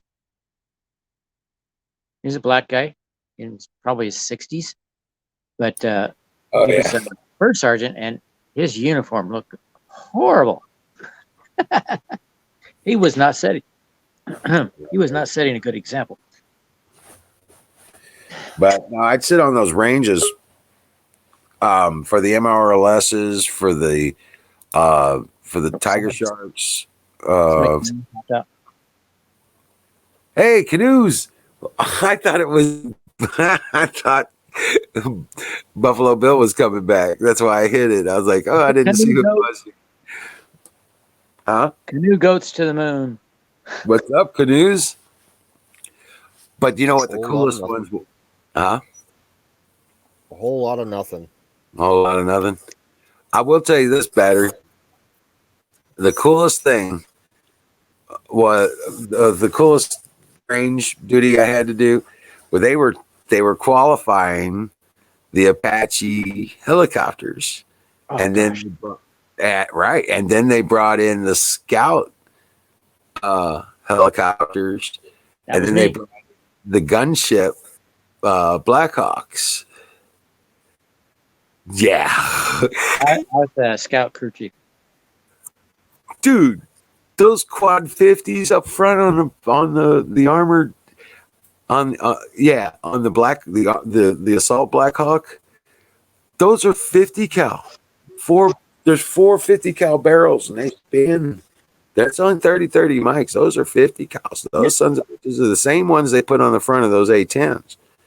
Remember the Scout helicopter they had in Vietnam? The first part of Vietnam. 30-30 mics on them. Yeah. Bubble. Yeah, there's the 30-30s. They're Say he's 500.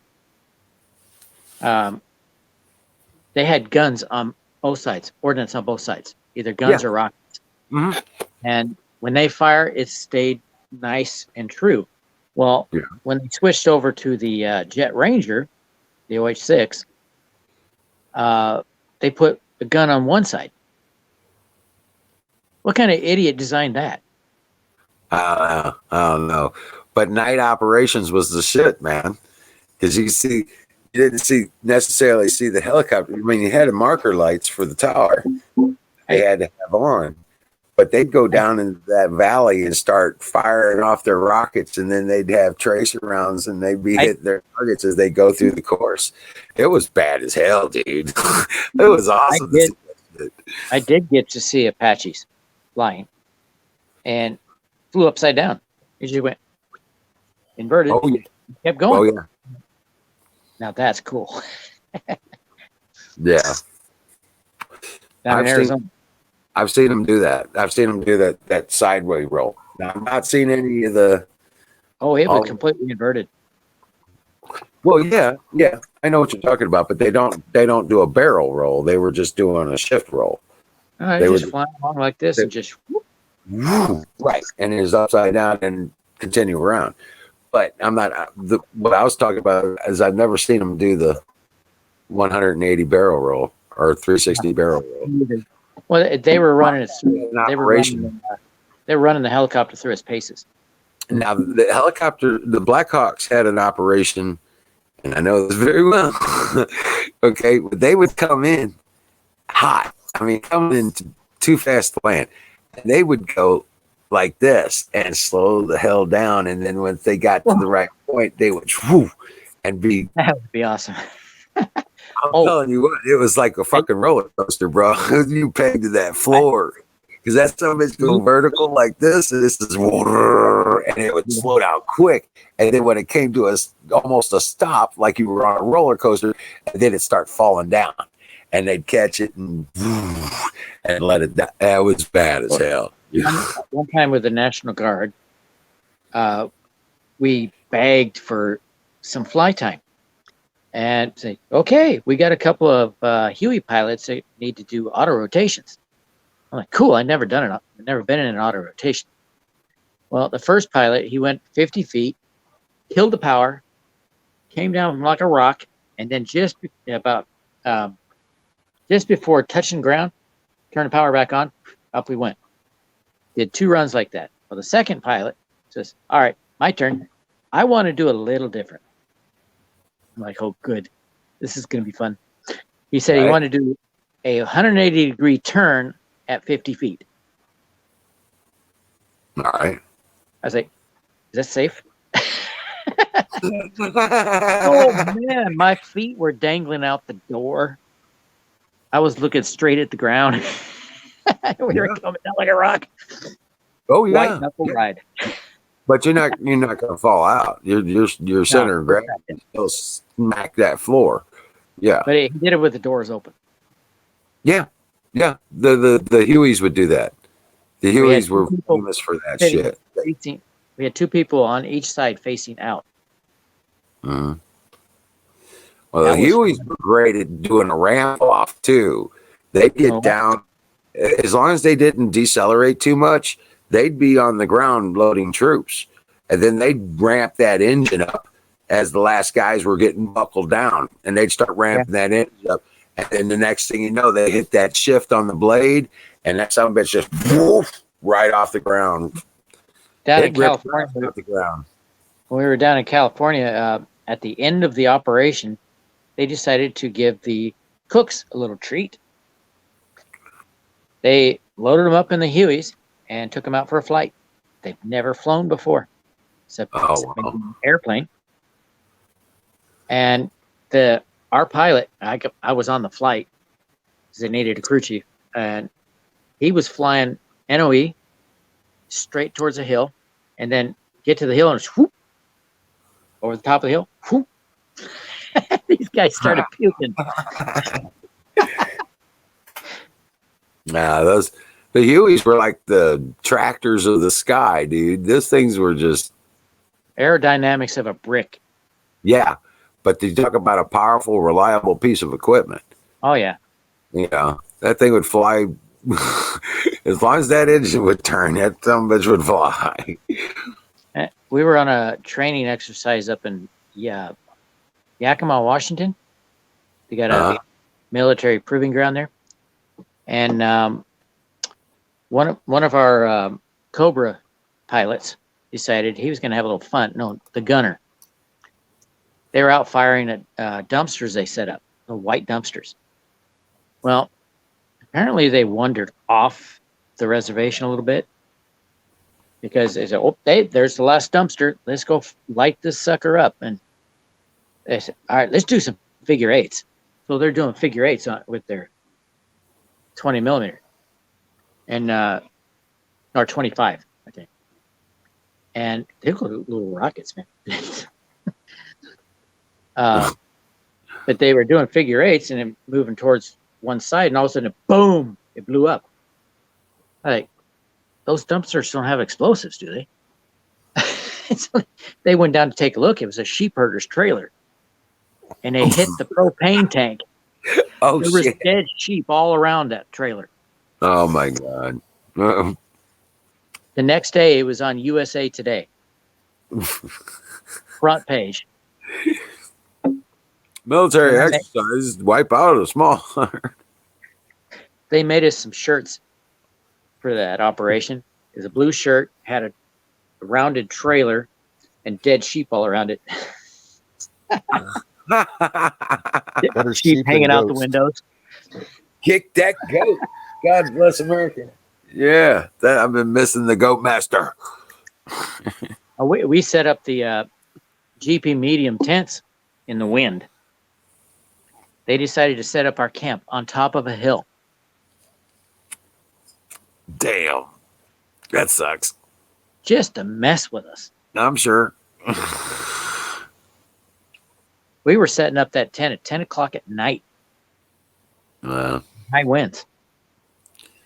That sucks. Because as heavy as that bastard is, it will catch the wind, and it'll be, and then it'll rip it out of your hands. And yeah, it kept flying off the top, the top pieces on the ends. Yeah, the poles. It kept Yeah. flying off of those. Yeah.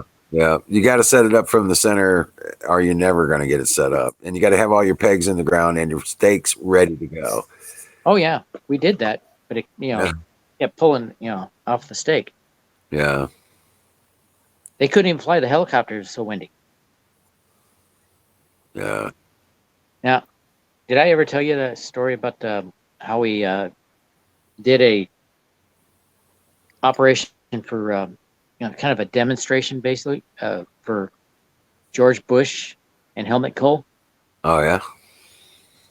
Was Helmut Kohl the German prime minister when you were there? I'm not sure. I was there from 84 to 87. Well, this was That sounds 86. about right. So, yeah, I didn't stay up with politics then. I was just looking to die a hero. That's all I wanted. George Bush came through our airfield. And Right. I was on guard duty. They told us when the caravan comes, just wave them through. So didn't come on my Reagan was ship. president when I was over there. Huh? Reagan was president. I voted Yeah. for him Same. for his second term. For the first time I voted while I was in Germany. This was Vice President Bush. Okay. And, That was after that. I told my next shift, my replacements, that about the caravan coming through, that they need to wave them on. Well, they forgot to tell their relief, and that's when they came through. They had this guy, the other one's taking a piss. The other guy's still there, and he has no clue what's going on. And here comes these two black Mercedes-Benz barreling at the gate, and he stands there in front of the gate with his M16, like trying to block him, and they hit the gas. So he jumps out of the way because he has no bullets. This is Army. Right. They don't give us bullets. That's why you carry your own. He jumped out of the way into the bushes, and then he called the CQ and said, "Hey, two black cars just barreled through." It's like, "That's George Bush. You're supposed to wave him through. Didn't your relief tell you?" No. So they called us all, everybody that was sleeping, call us down to the CQ and shoot everybody out and say, "You're supposed to tell your relief." We did. So the guys we that relieved us, they got in trouble. They didn't pass it on. Shift. But they set up the. Well, you figure something like that would have at least a segue briefing. You know what I'm saying? You'd think. Yeah. Well, their priority was to set up the control tower with this big buffet. Bush came in, got in a van, and headed out. Didn't even look at the food. So we had all that food. Nice spread, too. All right. Then we went over to Grafenwehr, and we set up some targets, some tanks. These tanks had lots of holes in them because they've been targets before. Right. And we go out there, and you got an announcer saying everything is going on. You have the scout helicopters that come in there, and they spot the targets. And then the Hueys come in with their 60 cals and start blowing up, shooting at targets. Right. Then here comes the Cobras with their 25 millimeter. Right. And it's more like pop, pop, pop, pop, pop, pop, pop. And then they said, and we also work jointly with the Air Force. And here, if you look off to your left, here comes an A-10. And you see that A-10, and all of a sudden a puff of smoke, and then target's gone. Yeah. It obliterated. Hillside's on fire, or that Flat there. well, that carries the hellfire on it too. A-10s. I'm not sure, but Yeah. it might have fired off some missiles too. Oh yeah, it fires missiles. It's got a bank of the same ones that are on the Apache, and it's got the Hellfire missiles, and it's got those guns. I was sitting in the stands watching this, And I turn back and I look at George Bush and Helmut Kohl, and they're loving it. Right. Yeah, Yeah. that thing. I'm telling you, that A-10. Bush That's was in World War II. huh? Bush was a pilot in World War II. Was he? Okay. I don't know. I didn't know. Thought that was a little before his time. That's the last president that's been in the military. Well, wasn't Reagan in the military? No. No, he was an actor. I thought he was in the military. I don't think so. Could be wrong. Maybe he played had a military role But on him. Or George something. Bush was president after him. Right. I know. But yeah. If Bob Dole had won, that he would have had another one that was in the military. Oh, my mistake. Yeah, Ronald Dole- Reagan was in the military. I thought he was. Bob Dole had no humor. It was like Ben Stein running for Yeah, president. he was a square. And then after the election, he went on Saturday Night Live, and he was hilarious. Like, where was this guy? If that guy had run, would have won. Do you know Ronald Reagan ran first time when Henry Ford? No, that's the car guy. Gerald Ford. He was running against him in the primaries. And Reagan was doing pretty good. But it went to a brokered convention. And the delegates picked Ford because they didn't like Reagan. He wasn't playing ball. You know, he's kind of a maverick, so to speak. And they didn't want that. They wanted somebody that'll, toe the line. Right. Ford would do that. Well, he lost big time. And when Reagan ran again, he didn't change anything. He was very popular with the crowds. And he ran on the same campaign. And despite the establishment coming against him, he still kicked their butts. Right. Get out of here, cat. Cat's under the deck. Oh yeah. Get a spray gun. A water gun. Well, I got stuff stored there. I was just saying, get a spray gun. They'll go away. Wish I had a can of skunk spray. Oh, no, you just need water. That's all you gotta do. That pisses them off so much. Yeah, they come onto my deck and sit on our chairs. I'm about ready to put some tinfoil on. That'll And do just it. go and watch. Yeah. You see a cat jump 6 feet? Let him land on that tinfoil. I've had cats and stuff like that before, and I don't know. I just don't like the smell in the house. You know what I'm saying? Yeah, like a litter box.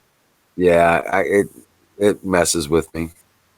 We had a litter box. When I was in school, my parents had cats and dogs, and they had a litter box in one room that nobody was using. It was a guest room. How'd you like to stay in that guest room? Right. No, thanks. Yeah. Guests don't stay long. Right. Right. I wonder what. Yeah. It worked well. No, I just it's something about the dander on the cats and stuff like that just always messes me up. Our cats were always pretty clean. Yeah. Well, my cats were clean, but it was We had still full-time cats we never let outside. I was down in California. My father was stationed there. And we kept them inside, and they got outside once and just cowered by the door. Yeah. I always had problems with allergies and stuff like that and then once we didn't have the cats anymore. I had allergies too. I just take a pill or get a shot. Oh yeah. Hey, Canoes, you're awful silent. I'm kind of like, I got too much sleep today. So, Yeah, kinda much screwed sleep? with me. Yeah, if I get too much sleep, I'm like groggy. I was up at 7:30, so I got a little extra sleep. 1 hour. Uh, Didn't make much of a I difference. I got an extra hour of sleep today too. I was up 2 hours later though. So I only got 5 hours sleep. I normally get 6. Or yeah, 6. If I'm lucky, 7. Yeah, I got up at noon and had something to eat and just started relaxing. The next thing I know, I'm back in bed. So it was a wasted day. Yeah. Wizard. But I needed it to recharge my batteries. What's that? What's up? Yeah. Obama is literally putting himself in depends. I'm sure Adam Schiff is wearing them right now because they're all shitting themselves with all this breaking news. I think it is wonderful. With all the breaking news of everything Obama knew and this Michael Flynn stuff and the actual documents of this whole Russia investigation being released, the actual documents from the Democrat side, and we're reading all the stuff like James Clapper said. James Clapper said in this paperwork that was released that there was no collusion. But yet, for the past 3 years on CNN, he's saying there was collusion. So, who's the liar? Yeah. Hey, Michelle, Joey Gibson had a event this weekend Cool. up in Olympia, Washington. Awesome. I know He's a a lot of people pro-life are starting to warrior, too. protest. I bought He's a a pro. PA. I got a PA system for Mother's Day. Nice. Wireless. My brother bought it. Go out in public and start ranting. I'm gonna have to call home tomorrow. Oh wow. How is Tell the everybody? Tell Wizard? the wife and my parents and my mother happy Mother's Day. Yep. I'm going to see if anybody forgets in my house. Yeah. I'm not mentioning it. Yeah.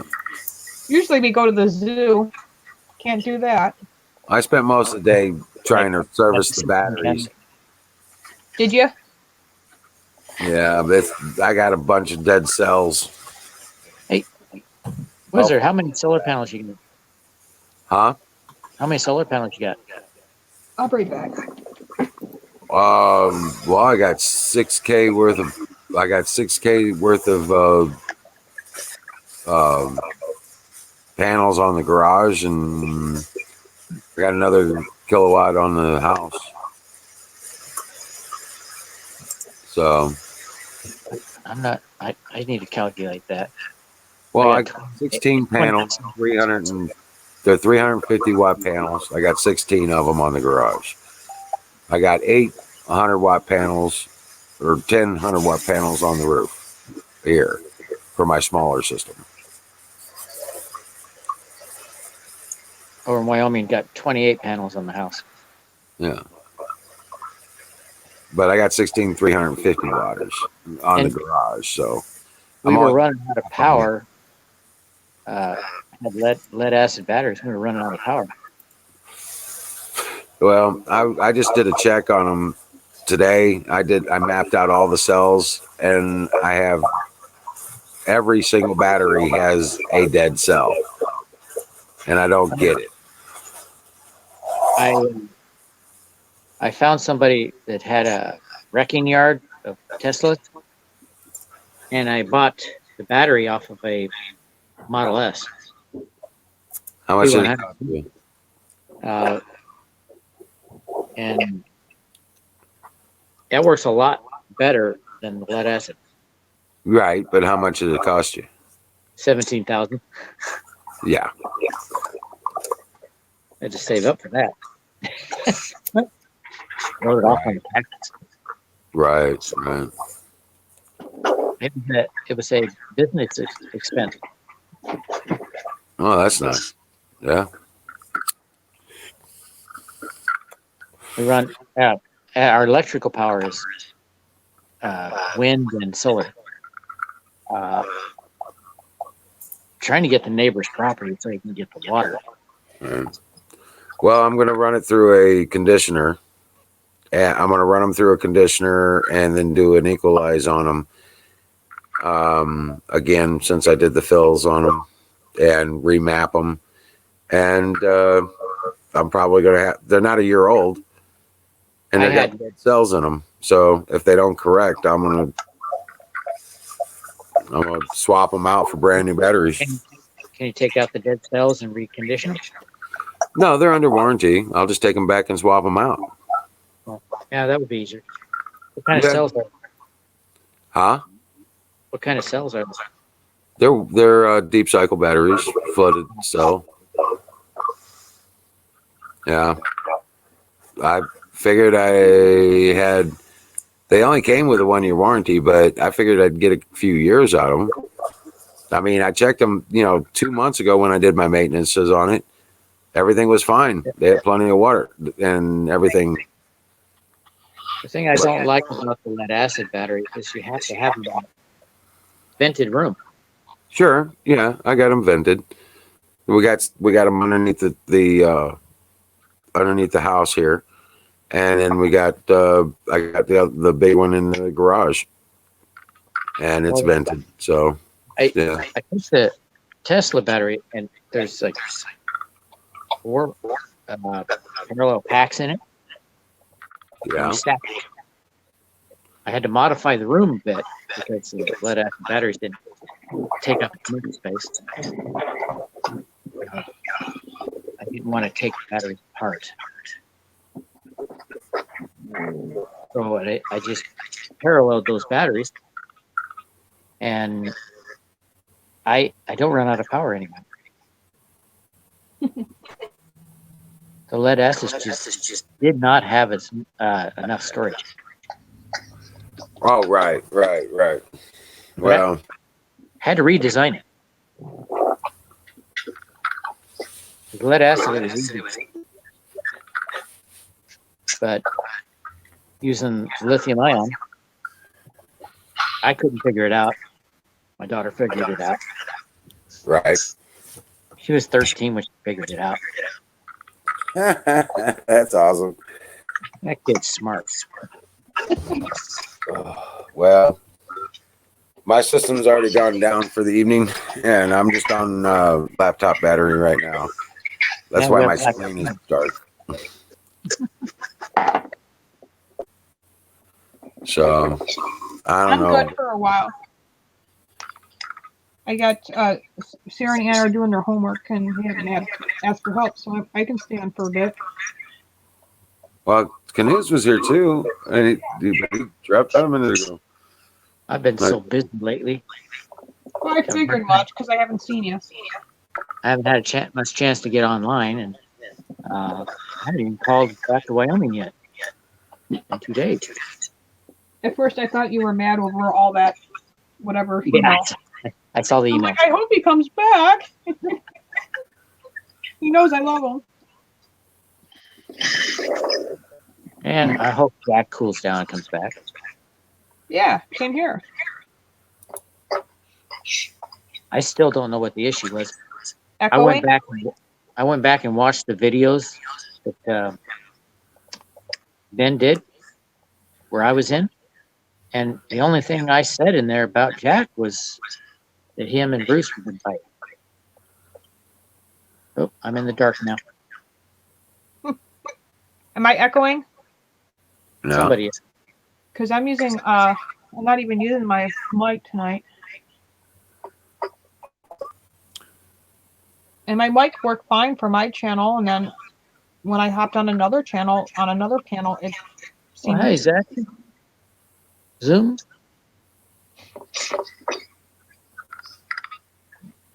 I'm like, I hope I don't have to buy a new one.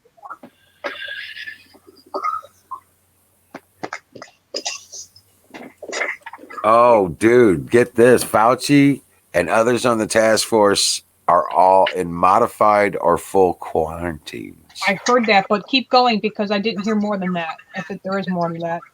Is there an article? I've been trying to look for it.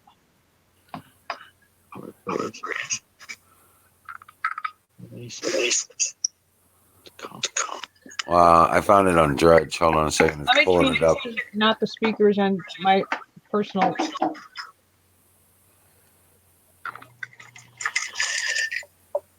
Whoa. Oh, shit. Our services aren't available right now. MSN is not available right now. Check. Yeah, Check. I can hear you. You hear us? Yep, I don't hear echo now. No echo? Nope. Check. Oh, I still hear myself in the echo. I don't hear an echo on your end. I'm still hearing an echo.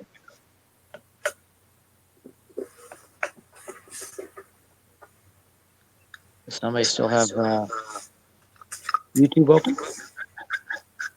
I have it open, but it's on mute.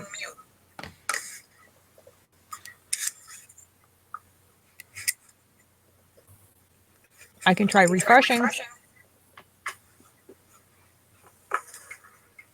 Canoe says it's echoing through yours.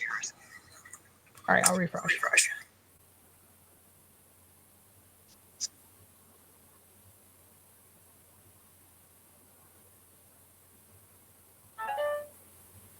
Oh, wouldn't that be something crazy? Yeah, there's an article here, but it doesn't go into any.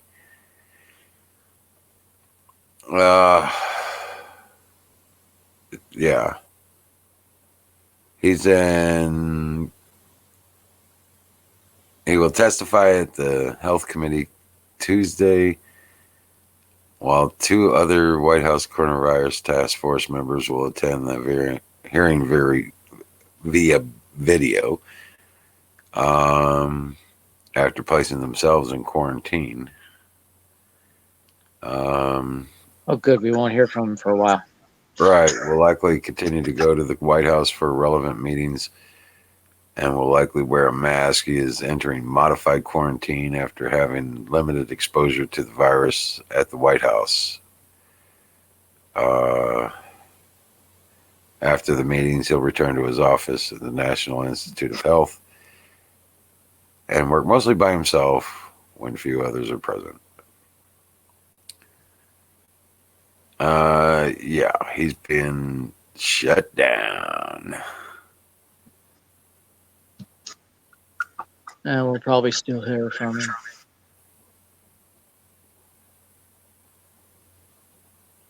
No, they need him to go away.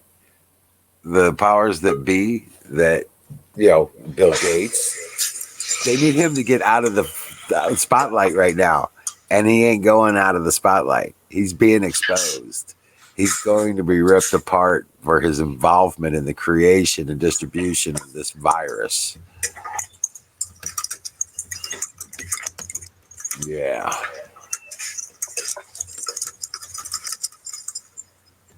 Check, time check. How's it now? Better? Yeah.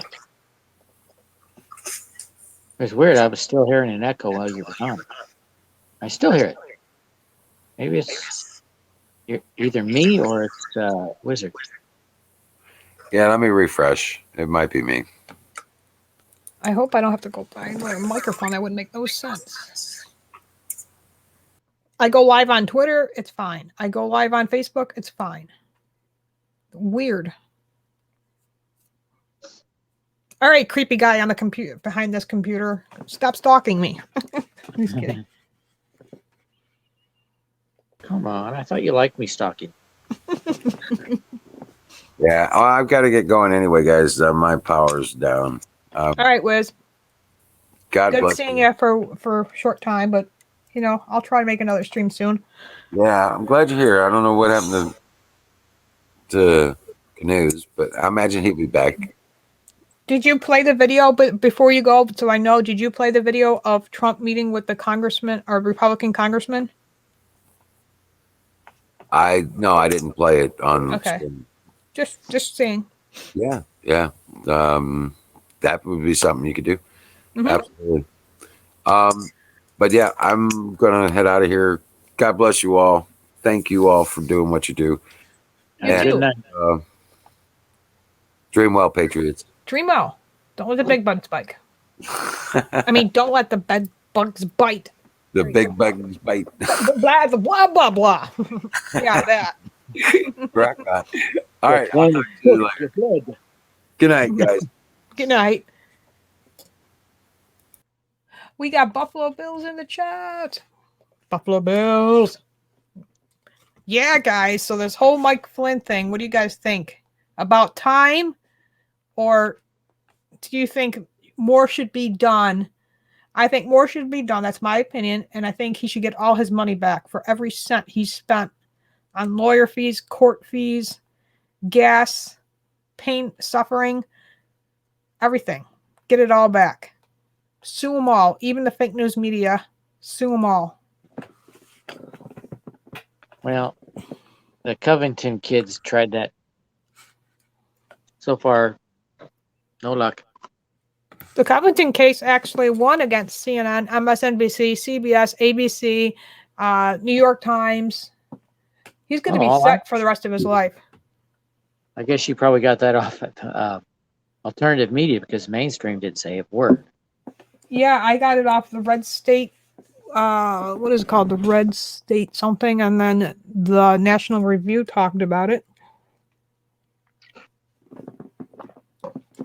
I need to start checking those again. Yeah, I'm always constantly online reading like Breitbart News and stuff like that. I call it Epics Times. I read them all because I don't watch the news no more. I can't even barely stand listening to it. So that's what I do. I read. I guess I got to go. The wife just turned off the light in her craft room.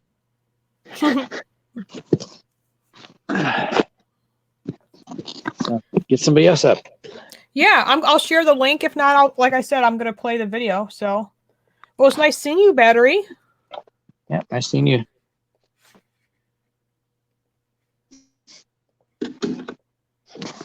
There is the link, guys. And I'm going to prepare to.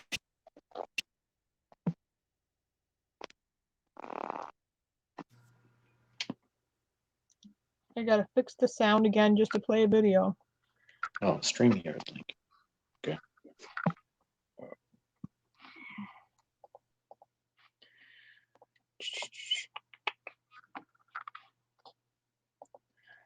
I don't know. Governor Cuomo's keeping New York closed until the 3rd of June. Unbelievable. This whole thing is just unbelievable. So many businesses that are closed that could be open. And finally, I'm starting to see in my state, like Benjamin Moore. It's a paint place, Benjamin Moore paint, best paint you can buy. If you're, I don't know, my area, Benjamin Moore's paint's kind of expensive, but well worth it.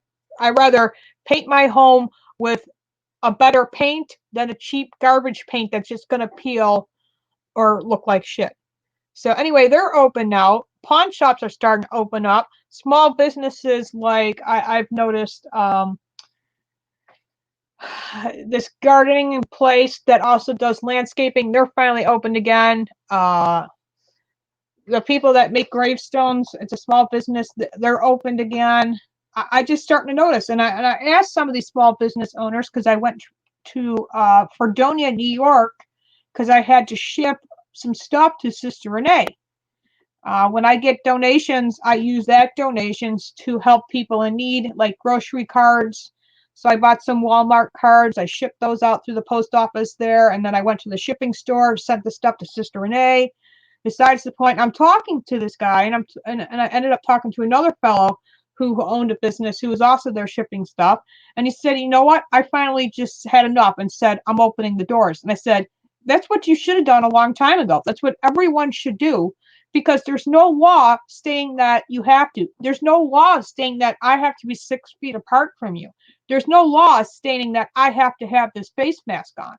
This is all a psychological game that the left-wing media and the Democrat governors, especially Democrat states like New York here, they're all playing.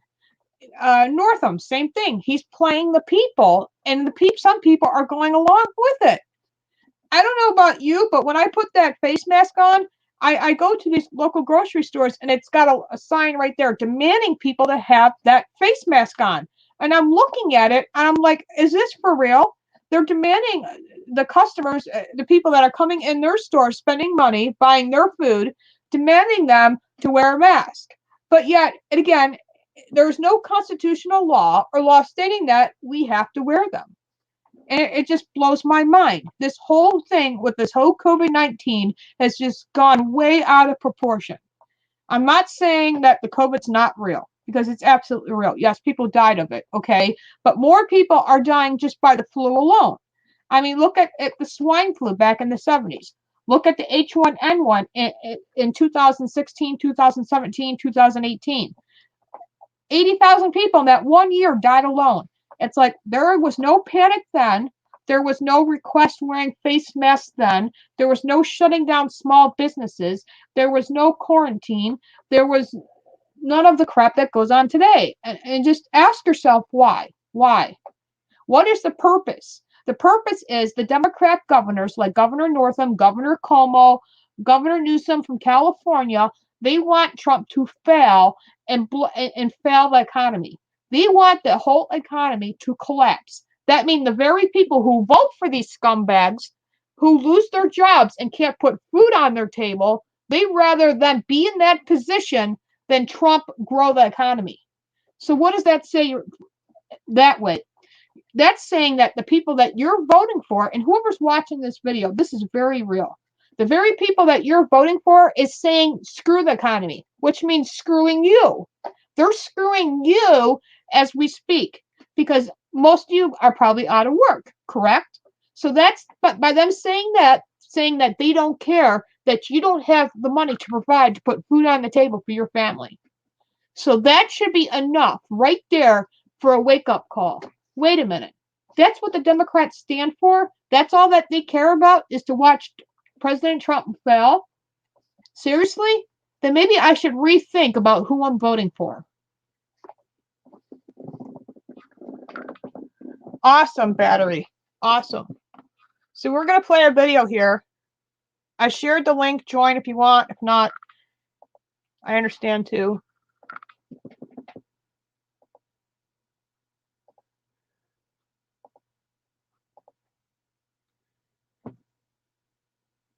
Huh. It wouldn't let me do it. There it goes. Nope.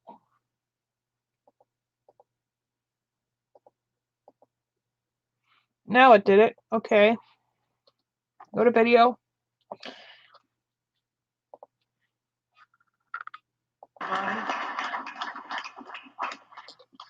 Please sit down. Get things done. Nobody gets it done like we do. Get her done there. Get her done. Now, I don't know. Are we letting the media in? Is the media here? I guess we have a limited media because of distancing. And some people think I did that on purpose.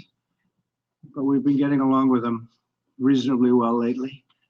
I just want to thank you all for coming back, because you came back reasonably well. It's a Republican group, largely, if not in all cases.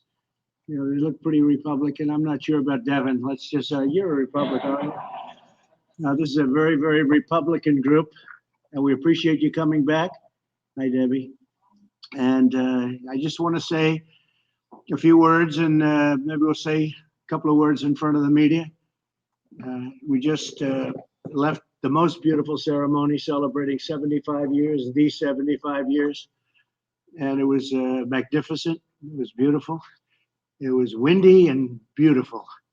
And we have a great country, and we're rebuilding our country. We had the greatest economy in the history of the world. No country had anywhere near us. And we had the best we've ever had, but we've had the best ever in the world. China is a very good competitor, but we were doing much better than China. And that's before COVID, before this plague came in. We were doing much, much better than anybody, best we've ever done. And we had to close it down. It was an artificial closing. We had to just close it down. Never happened. A thing like that never happened before. We did the right thing. It's horrible what's happened. It should have been stopped. It should have been stopped where it came from, which was China. It could have been stopped easily and quickly. And for some reason, they were unable to do it. I think they tried, but it got away from them, I guess. But it's a shame. And so many hundreds of thousands of people around the world have been killed, 184 countries. But we're going to build our country back, and we're going to build it back fast. This group of people, we all did it before, and we'll do it again. We created something that has never been seen before. And if you are somebody that likes history, and I think everyone in this room likes history, you wouldn't be doing what you're doing. You would see that, and you would remember that this was the year that China was going to overtake us in the economy. If you go back 2 months, you would see that they weren't anywhere close, that we were going to be there many years of if the right person sits in this seat, it'll never happen. If the wrong person sits in this seat, it'll happen in a period of a few years or less. It can happen almost immediately. So we are in a position where we have to start all over again. And we will start all over again, and we'll build something that was even better than we had before, recognizing that so many people have died. So many people have died. That's the one thing we can't do anything about, unfortunately. What I can say is if we did it the different way, if we went herd, if we just said, let's wing it, we would have been talking about numbers that would have been unsustainable and unacceptable. You look on the screens, you look on television today, and you see body bags, and you see mass graves, and we may be talking about 95,000 people ultimately. We may be I don't talking believe about that. something more than that. No way. But if you take a low number, 1.5 million, so you multiply whatever number we're talking about times 15, it would not be acceptable. It would not. It's not acceptable now. One person isn't acceptable, let alone perhaps 100,000. So we're going to rebuild it. We're going to rebuild it back as fast as we can. I think we're going to have an incredible transition, but transition leads to fourth quarter. Third quarter, I call it transition. We'll start to see it. It's already happening. People want to come back. I think everybody in this room realizes we have to come back. Otherwise, you have a broken country. You'll never be able to do it again. You'll never be able to build this miracle. It's a miracle what we did, what all of us did, and what many people before us did. You'll never be able to build it again. The people want to come back. You see what's going on at state houses all over the country. They want to come back. I think some people don't want it really to come back for political reasons, which is sick. But the people, the real people, the people that want this country to be great and great again, we can say, they want to get back. And we're going to have embers, we're going to have fires, we're going to have things to put out, and we'll put them out. We learned a lot, things that we had no idea 2 months ago. We've learned a lot over the last couple of months, and we're going to do a job like nobody's seen before. And I spoke with Angela Merkel today. I spoke with Prime Minister Abe of Japan. I spoke with many of the leaders over the last 4 or 5 days. And so many of them, almost all of them, I would say all of them, not everybody want to admit it, but they all view us as the world leader, and they're following us. You look at what we've done with ventilators. We started, and we had no ventilators. Nobody thought in terms of a ventilator. It's like, and I say it all the time, it's like building a car, and other countries don't have ventilators. And we became so successful at ventilators and building this very complex machine, very expensive machine, but very, very complex to have it right. to do it right. Highly computerized, very technologically significant. So we built and we built and we built. And they took other factories for totally other purposes. And now we have 9 factories that are throwing out ventilators at numbers that nobody can believe. There's not been anything like that since the Second World War, where we did the same thing with other types of product. And we're giving thousands and thousands away to other countries that are people dying because they don't have ventilators and they're not equipped to do what we did. So we're giving thousands and thousands of these ventilators away to many countries that have suffered greatly. Italy, France, Spain, so many countries. And Nigeria called. Tremendous problems in Nigeria, tremendous problems all over. And so they're very happy. In addition to that, we're building stockpiles for ourselves. So if this disaster ever happens again, we have plenty. Some of the governors, we're working along great with almost all of the governors, but some of them, they needed ventilators. Now it's testing, and we have testing at a level that nobody's ever done before. Every leader tells us the same thing. In fact, they want to know, what are we doing? But you don't hear that from the media. You never hear that. But what's happened with testing is incredible. So as of this morning, we've done 8.5 million tests. And yesterday alone, in one day, we did 300,000 tests. And that's an incredible tribute. Now they have the test where it takes you 5 minutes. That was a test that didn't even exist. Everything had to go to a lab. It would be sent to the lab, so it takes a day, and then it takes another day. It takes you 3, 4, 5 days if they do a good job. Now you do a test, boom, and you have it in 5 minutes, and nobody ever thought a thing like that was even possible.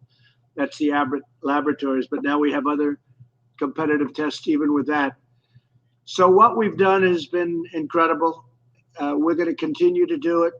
We're going into transition, and I call it transition to greatness. It's going to be transition to greatness, because we're going to do something very fast, and we're going to have a phenomenal year next year. Third quarter transition, fourth quarter is going to be good. There's tremendous pent-up demand, and next year we're going to have a phenomenal year. And with that, I think maybe I'd like to go around the room, and you could introduce yourself and say a few words, and then after that, the media will leave, and we'll have some discussions among ourselves, okay? Please, why don't we start? I think I know this gentleman, huh? And by the way, Kevin has done some job. I don't know who that He had is. the job a long time before he had it. Who is that But guy? that's okay. We looks have funny. a great man, and he's going to be Kevin. a great speaker of the House. That's right. We got to get him there. If we get him there, and when I say hopefully we're going to win, because I have no doubt he'll be a great speaker of the House. We don't have to hope about anything. He's done a fantastic job. Kevin? Well, Mr. President, I do want to say one thing. As you and the First Lady were out there honoring what transpired 75 years ago, that we had to end the tyranny of what Hitler was doing throughout Europe. Battery's Now like, found something yes, that is like I agree too. that this is a virus that came from a distant land that we did not invite. But just as we had to transform our country then and unite, that leadership you're providing is doing just that. As you talk about ventilators, gearing up, testing, more than 1.7 million in 1 week. The ingenuity of this country will solve this problem. And we will not just solve and get a vaccine for us, but for the rest of the world. I do want to thank you coming from California. I know I have a blue state, I know I have a governor, but the way you work together, watching you send those Navy ships to New York and to California, build those hospitals in a time of need, I do want to thank you on behalf of everyone in California. Thank you. Great statement. Thank you very much. Police? I think they'll turn it on. Thank you, Mr. President, for all of the support for New York State. This has been a true partnership, and the administration has stepped up, whether it's ventilators or building the Javits Center, which was tremendously important. My district in upstate New York, people are eager to get back to work safely.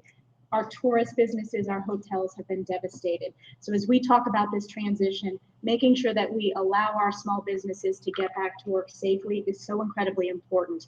Also, our farmers. Thank you to Secretary Perdue for stepping up. We have dairy farmers in our district who are going through a crisis, but we know that you support the farmers, and we're appreciative of all of your work for New York.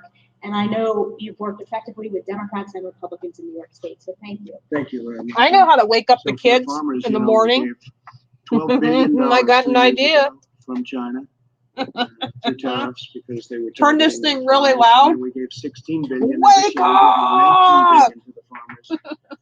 And that's more money than they've ever even thought about. And it's keeping them in a position, Cool. really a position of strength, but they deserve I'm it, gonna what they've make a gone through pita for Greek 18, sandwich 19 years. after I'm done This here. isn't a new phenomenon. This is for years they've been ripped off. So we're taking care of our farmers. Thank you very much, Elise. Dan, please. Thank you, Mr. President. Thank you for having us here, and thank you for working every single day. You know, Speaker Pelosi would have the America believe that we can only show up to Congress to vote once every 3 weeks. Of course, that's not true. We could be working every single day, just like this administration is, and I appreciate what you've done. Appreciate working with us to protect our energy industry. You know, America is in real dire straits with oil prices the way they are. We're deeply worried about that in Texas, and your administration has been excellent to work with on that front. We understand how important energy independence is to our nation. Texas is reopening, and I think it can be a model for the rest of the country as we step out of retreat and move to actually confront this virus head on and get people back to work. Well, it's interesting, Dan, because oil prices are now going up and gasoline prices are going down. That's like the best combination I've ever heard. So our millions of people in the energy business, I think, is going to be, you know, that's moving up. But you look at those gasoline prices and they're really coming down. So I don't think I've ever seen a combination like that. It's going to be very good. A lot of good things happening in energy. Jared, you should say something because you headed up our whole ventilator problem that this country had. The cupboard was bare when we took it over. People don't realize it. They don't want to say it, but the cupboard was bare, that we had nothing. And I could say that for the military too. Dan would know that almost better than anybody. The folks that are so much and so well versed on military, but our military cupboard was bare also. We had obsolete equipment, we had old equipment, and now we have, we've never been in a position like this. We have You the need best help with your equipment in the homework? world, all made in the United States. But Jared, why don't you give a little talk on what we did with the ventilators? My eyes burn all the time. All right, I'll be there in a little bit. I won't do this whole video. Close to a point where we're equally as I good. love Go you. ahead. Yes, sir. I can't do that Now, algebra the good though. news is that every day the balance that we have in the stockpile that the country has continues to grow. Initially, it was very I can help you with the scary in that we science. had a lot of states requesting numbers that could not be supplied, and a lot of you were very helpful at getting the local hospitals in your districts to give the actual data to the federal government, because the president wanted to make sure that anybody in this country who needed a ventilator would get a ventilator. He saw what was happening in Italy, where people were dying in hospitals and not able to get the care they needed. And the president said, I don't want that to happen in America. Deploy every resource that we have, get all the intel we have, and let's do our best to try to make it work. And we were able to make it work thanks to your leadership. And then what we were also able to do Yeah, is use the Common Defense Core, Production Act, not good with me. I don't like it. and, That Common we Core were stuff able to can kiss my contract butt. 11 different ventilator companies. Last year, America Hey, made about oddball. 30,000 ventilators. This year, we'll make about 150,000 in a 4-month period. And so we're in a place right now where we're doing well. A lot of our allies, the countries that are friendly with America, are starting to get ventilators from us. And we have more than enough to take care of all the American citizens. So it's been a great success story. And on testing, the numbers continue Hold to on, grow. guys. We I want have, to try all something. the supplies that we need to do it. Oh, darn We've it. now educated all the Sorry. governors. We have over 5,000 testing machines in the city. We've had the commercial sector through the public-private What? partnerships. that the I've already president, subscribed twice had us already. lead. Those It have keeps now identified over unsubscribing 5,000 me. Machines. We've done DPA on swabs, so we're making a ton of swabs. We have reagents. We have transport media. We've been working with all the governors to help them with the National Guard on how to better collect samples. And so we're seeing those numbers starting to really rise. And when you look at the number that America's done relative to any other country, we're 2 to 3 times the next number. So on an absolute basis, the job that you've led on that has been absolutely tremendous. And that's giving the tools to America to start opening up these counties and allowing Americans to get back to work. Thank you, Jared. You've done a great job. Someday people are going to appreciate it. They say, oh, he's a relation. Well, he's a relation. If he wasn't a good relation, I'd get him out of here so fast. Sometimes we have a problem, Louis. I say, get Jared on it. Great job, Jared. Smart guy. So here's another smart guy. So Devin, I think I thought about Devin more over the last couple of days than anybody else, because this guy would come in and he'd tell people what was going on and nobody believed it because it was not believable. It just wasn't true that they would be doing a takeover of a presidency illegally and all of the illegality that was going on. And he was the first one, our superstar Jim, and all of us will admit this guy was just, he wouldn't stop. Devin Nunes, he wouldn't stop. He saw it before anybody, and you deserve a medal. You deserve the equivalent of Pulitzer Prizes. They ought to take the Pulitzer Prize away from all of these phony journalists that got a Pulitzer Prize, and they were wrong. They were wrong on everything, and now they've been proven wrong. I saw where Clapper, not a smart guy. How do you have not a smart person heading up intelligence? How does that work, right? You have a man who is not smart, and he heads up intelligence, and that's possibly what happened. They ran away with it, but he knew what was going on, and I'd watch him on television. He'd say the worst things, and now I know why Shifty Schiff, dishonest, corrupt politician, why this guy didn't want these papers exposed. That's right. Because all these people said under oath, where they go to jail if they lie, they would totally, no, I didn't see any collusion with Russia. I saw nothing. No, I said, but he was on television before and after saying there was massive collusion. I gotta Putin read the was my best transcripts. friend. Hold on real quick. We had no calls to Russia. If anybody in the chat room has seen or read the recent transcripts that's been released, the ones exposing Adam Schiff, if you have them and you're reading them as I speak, or maybe you finish them, could you please somehow email me the link? I really appreciate it. My computer's acting very strange in the last 24 hours since I've been posting stuff on Facebook and exposing this whole COVID stuff. For some reason, when I post links and stuff, or if I dig stuff up, it just doesn't always work for me. So if you find the recent transcripts of what President Trump just addressed, email it to me. I will put my email in the chat here, and you can email me it, and I will be reading those transcripts on my live streams when I go live. Here we go. We had no calls from Russia for years. I'm not going to be able to play this whole thing because I do have to help the kids, and it's 1 o'clock my time, and I don't want them waiting till 3 o'clock in the morning for me to help them. So I got to get that done because I told them it has to be done by the weekend. I'll talk about the school system another day. I'm too frustrated right now to think about it, so let's listen in for a little bit. And all of a sudden, we have this great friendship. And by the way, getting along with Russia is a great thing. Getting along with Putin and Russia is a great thing. And stuff like this makes it impossible. And that leads to very bad things, very bad things. But I have to say that Devin was incredible. He understood it. He understood that it was a hoax before anybody else knew what was happening. And then I have to say, the people in this room took over and did a hell of a job with you, right? They had guts. They had guts like nobody's ever seen before. I want to thank you on behalf of our country, and I'd like to have you say a few words. Well, thank you, Mr. President. And it's unfortunate what you had to live through for the last 4 years. Yeah. From your campaign to your presidency, and I appreciate your kind words, and for all the folks in here who have worked so hard getting to the bottom of the Russia hoax situation.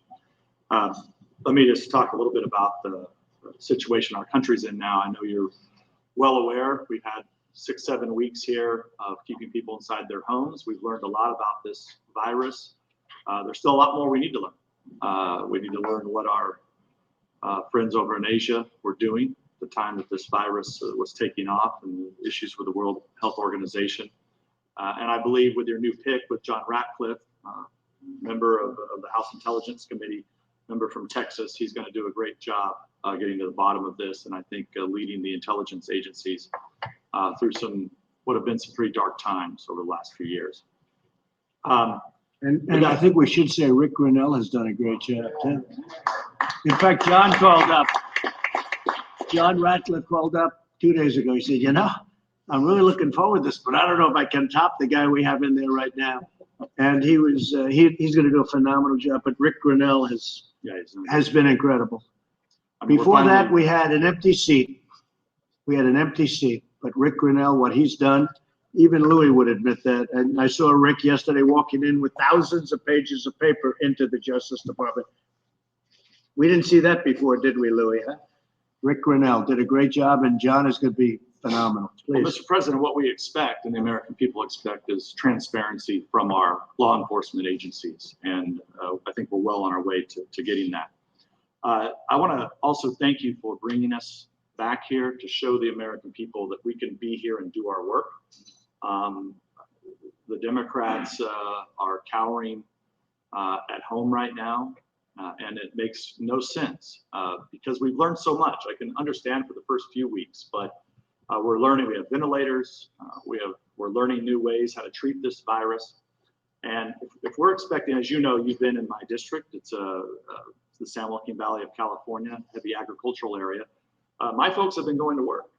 And because they have to feed this country along with a lot of the folks around here. And if we expect the guys that are cutting meat or working at a grocery store, working in these packing plants, if we expect them to go to work, we ought to go to work as members of Congress. And I'll just leave it at that. I will say I got you all of your permits necessary from the federal government for water. We throw millions of gallons a day of water into the Pacific Ocean that comes from up north. And when I saw Devon, I say, how come those fields are all barren? They're beautiful land, all barren, brown. And then they'll have a little patch like this, a little patch in a corner or a little patch on one side. And it's beautiful green. You could see it was so, and I said, how come so much of it, 90%, 95%, it looks like a desert? And you have this, he said, we don't have water. I said, you mean you have a drought? This is a long time ago we met, right? Right at the beginning, before I got elected. And I said, you mean you have a drought? He said, no, we don't have a drought. We send millions of gallons of water out to the ocean to protect a very, well, I never say anything's unimportant. I think everything's important. To protect, go ahead, what's the name? The smelt, Delta smelt. Yeah. So you have a Delta smelt that's not doing well. It's getting no water, and it will do a lot better if it had water. But they send millions and millions of it. Is that seriously? Is that the only reason? That's the reason they send it out there? Yeah, that for the Delta. That and salmon. Yes. It's so the farmers are very thankful for recognizing the important work that you've done, not only in San Joaquin Valley but all over the country. And I'll just say that's why they're out working, and I think we should be working. Well, with the water though, I said, so what has to happen? Well, you need approvals from Congress, from this, you need all sorts of approvals, but you need it from Commerce more importantly than anything. I got every approval for you, and you got a lot of the state approvals done through Kevin and yourself and others. All you need now is the signature of the governor. And those millions of gallons of wasted water going into the Pacific, that's like a drop in the bucket. Doesn't mean anything to the Pacific. All of that water would come right down all the way into Los Angeles. And, in Los Angeles, I had a house in Los Angeles. I sold it. You know why I sold it? Because Secret Service says you can't come here anymore. I said, I might as well sell it. But I had a house and you couldn't have water. You couldn't water your grass. They said, oh, you're not allowed to water your grass. And then you look at this massive turn. They had a turn. It takes a day to turn it, like a big faucet. And they turn it, and it veers all the water out into the Pacific. It's crazy. So we're all set, except you need Gavin's signature. If you get Gavin's signature, you're going to have water from Los Angeles all the way up. And it's the most incredible thing I've ever seen. I thought it was a drought. I said, he said, no, we have tremendous amounts of water, but we send it out to the Pacific Ocean. And it was over the smelt. So if you can get his signature. Well, I know you during this time of crisis, we need to work with the governor, and I thank you for working with our governor, who's obviously not a supporter of yours. But there is a serious issue there that the governor needs to recognize that we have a water crisis in our state that you've recognized, and he needs to drop the lawsuits that he's brought and work with us. Well, we've gotten along very well, Gavin Newsom. We've gotten very well with regard to COVID-19, as we call it. In that respect, he's been fantastic, and we've been fantastic, and he said very generous things. But on other things, we disagree, like the water. like cars, because you can have a car for much less money that's equally good environmentally, but much safer, better car. California forces you to build a bad car that doesn't work well, and there are a lot of reasons for not doing it that way. So we'll end up. So on that we don't agree, but we agree on the coronavirus, and on that we've gotten along very well, and we've done a great job for California and for everybody. And he was very honest about that assessment. It would be great if you could get the water, but you're all set. Okay, you're all set. Just I say that to Kevin too. Get his signature, and you're gonna have so many. All those thousands of acres are gonna be opened up, and they'll have plenty of water for Los Angeles too. So they won't have to ration. They're gonna ration the water in California. It's the most incredible thing I've ever seen, and yet they're sending millions of gallons out. So thank you very much. But thank you thank you very much for the job you've done. Appreciate it. Thank you. Please. Ted Budd, North Carolina. Yes. I want to thank you for having me here. I also want to thank my colleagues from the House. There is no vote today. There's nothing we're voting on. The Speaker Pelosi, has not brought us in to do anything meaningful, but we're here to lead by example and to say that we're ready to work. So we need something meaningful to help those back home. In North Carolina, we're very grateful for all the work that you've done here. And again, Secretary Mnuchin, want to thank you as well for all that you've done. The PPP and the work that you've done for Main Street has helped keep these businesses intact so that we can have this quick recovery. We're ready for Q3. We're ready to get going in North Carolina. We're ready to rebuild. Great job. Thank you. Thank you, Mr. President. Guy Rettenthaler from Pennsylvania. I just want to thank you and the administration for holding China accountable. I think for way too long, no one's held China accountable. And the fact that we're looking into the World Health Organization and how they really work hand in glove with the Chinese Communist Party to cover this virus up in the early days is absolutely shameful. So thank you for bringing attention to that. In Pennsylvania, we're having a really hard time because the governor has had such draconian shutdown measures. We're now #1 in unemployment claims, but we're only #5 in terms of population. Instead of protecting the most vulnerable in nursing homes, where you had 65% of the deaths, if not more, in Pennsylvania, he just had a draconian measure, one-size-fits-all approach that lacked any kind of nuance, and it's destroying our economy while at the same time leaving the most vulnerable exposed to this virus. So thanks for calling out the governors that are going too far with this and calling for America and Congress to go back to work. So what the Democrats are doing in Pennsylvania is a disgrace. Okay, it's a disgrace. Thank you very much. Thank you. Mr. President, Mark Green from Tennessee. Great to see you again. Thanks. Thanks for your leadership. This COVID-19 thing has been unprecedented.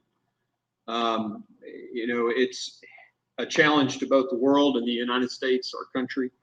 A challenge made worse by China and the delays in information to us, the deception. I mean, China lied and people died. And as an infantry officer, an ER physician, former business CEO, I know that when a leader is caught in an ambush, that leader has to make split-second decisions with the information that they have. Mr. President, I'm proud of the decisions that you have made.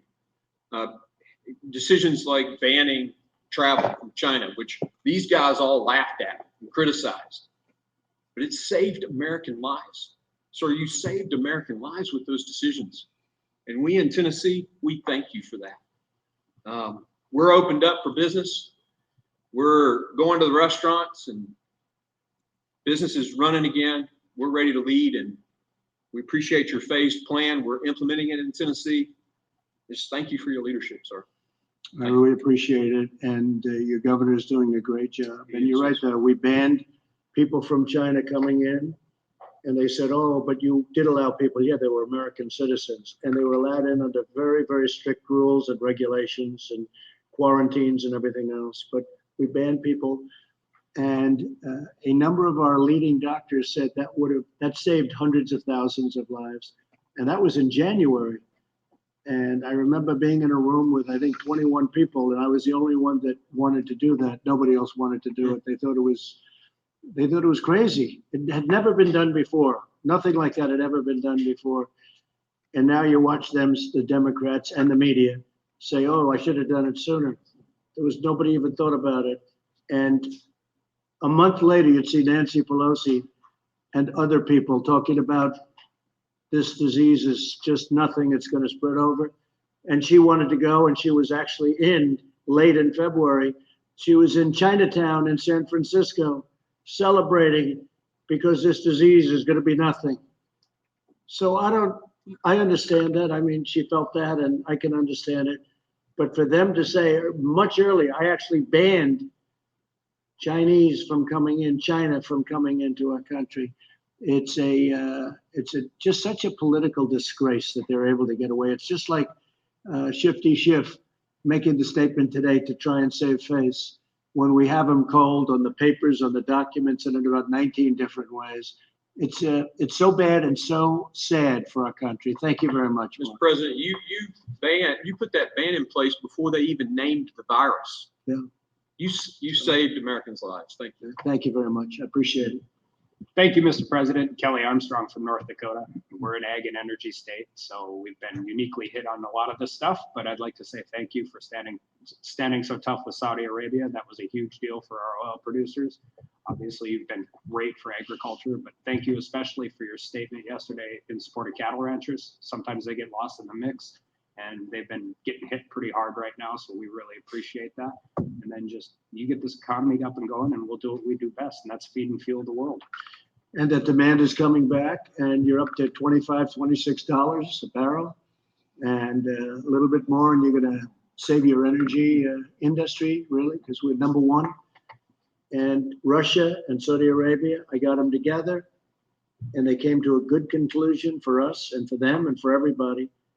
And once the demand goes up, it's going to be great for the energy industry. So thank you very much. Thank you, sir.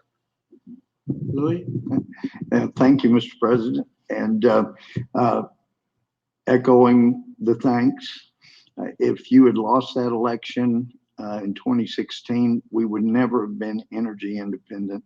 And it's been great for Texas. It's been great for America.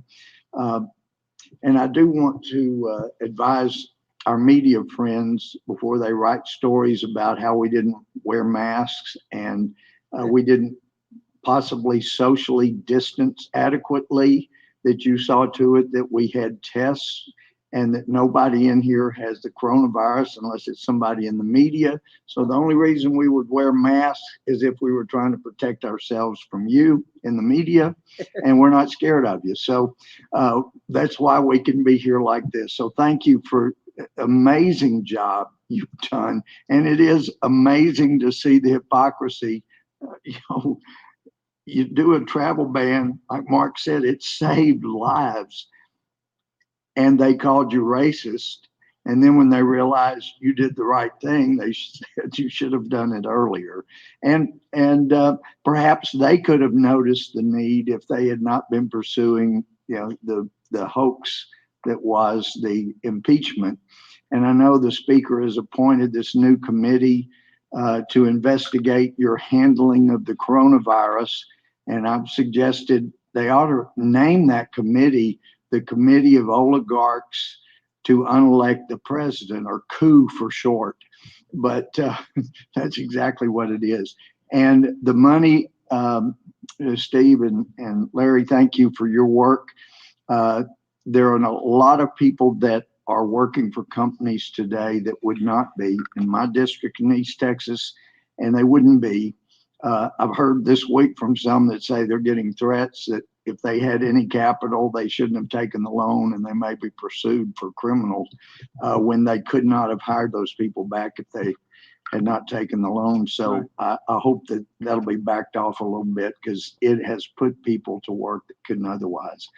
But I'm optimistic, and I wouldn't be if you weren't president. So thank you for the work you're doing. Thank you, Louis, and you've been a great help. And if we I didn't love win you, the election, Louis. we wouldn't have found out all of the corrupt practices that Never are taking known. place at the top of the FBI with dirty cops and all of the things that we found out about other people and other agencies that are equally as important. All of this, we went on Drain the Swamp, and that's what we're doing. But nobody ever told me the swamp was going to be this vicious or this deep. And we're doing it. Could I make a suggestion on the justice area? And I know that with the Democrats in charge, some of the most important reforms may not happen. But the FBI is the only law enforcement entity I'm aware of that has not even come into the 20th century, not even asking them to come into the 21st.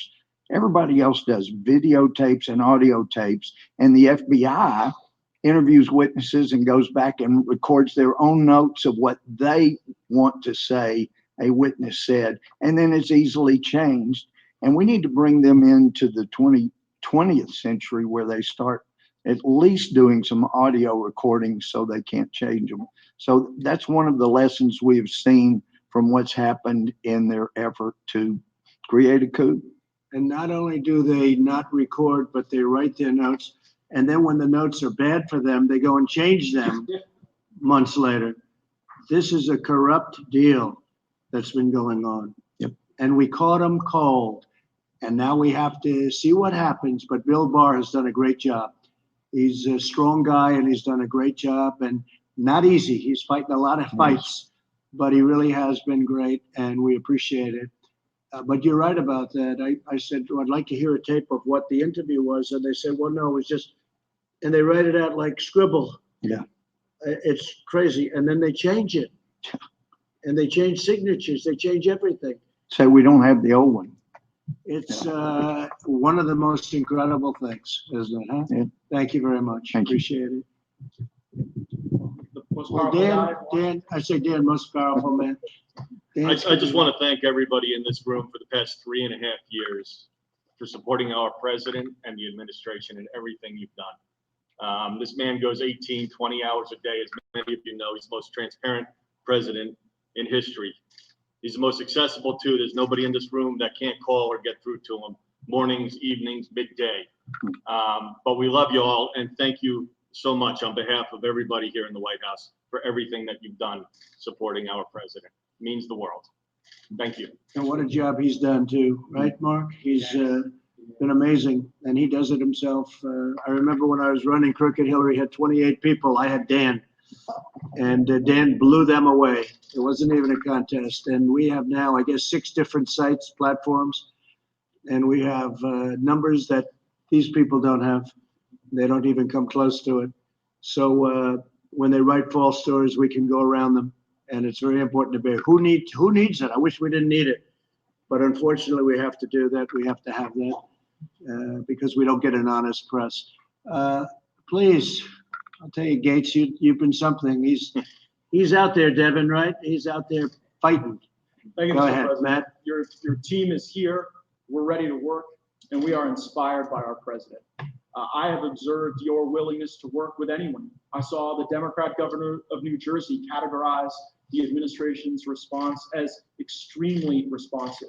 I've noted on our calls that our Democrat colleagues in the House, like Tom Suozzi and Jimmy Panetta, have made contributions reflected in the great work that Jared has done on testing and that Secretary Mnuchin has done and that the chief has done as well. But I have to say, Mr. President, I'm deeply concerned about what we're seeing from the Democratic leadership, because in the last several days, they have been caught in a terrible lie.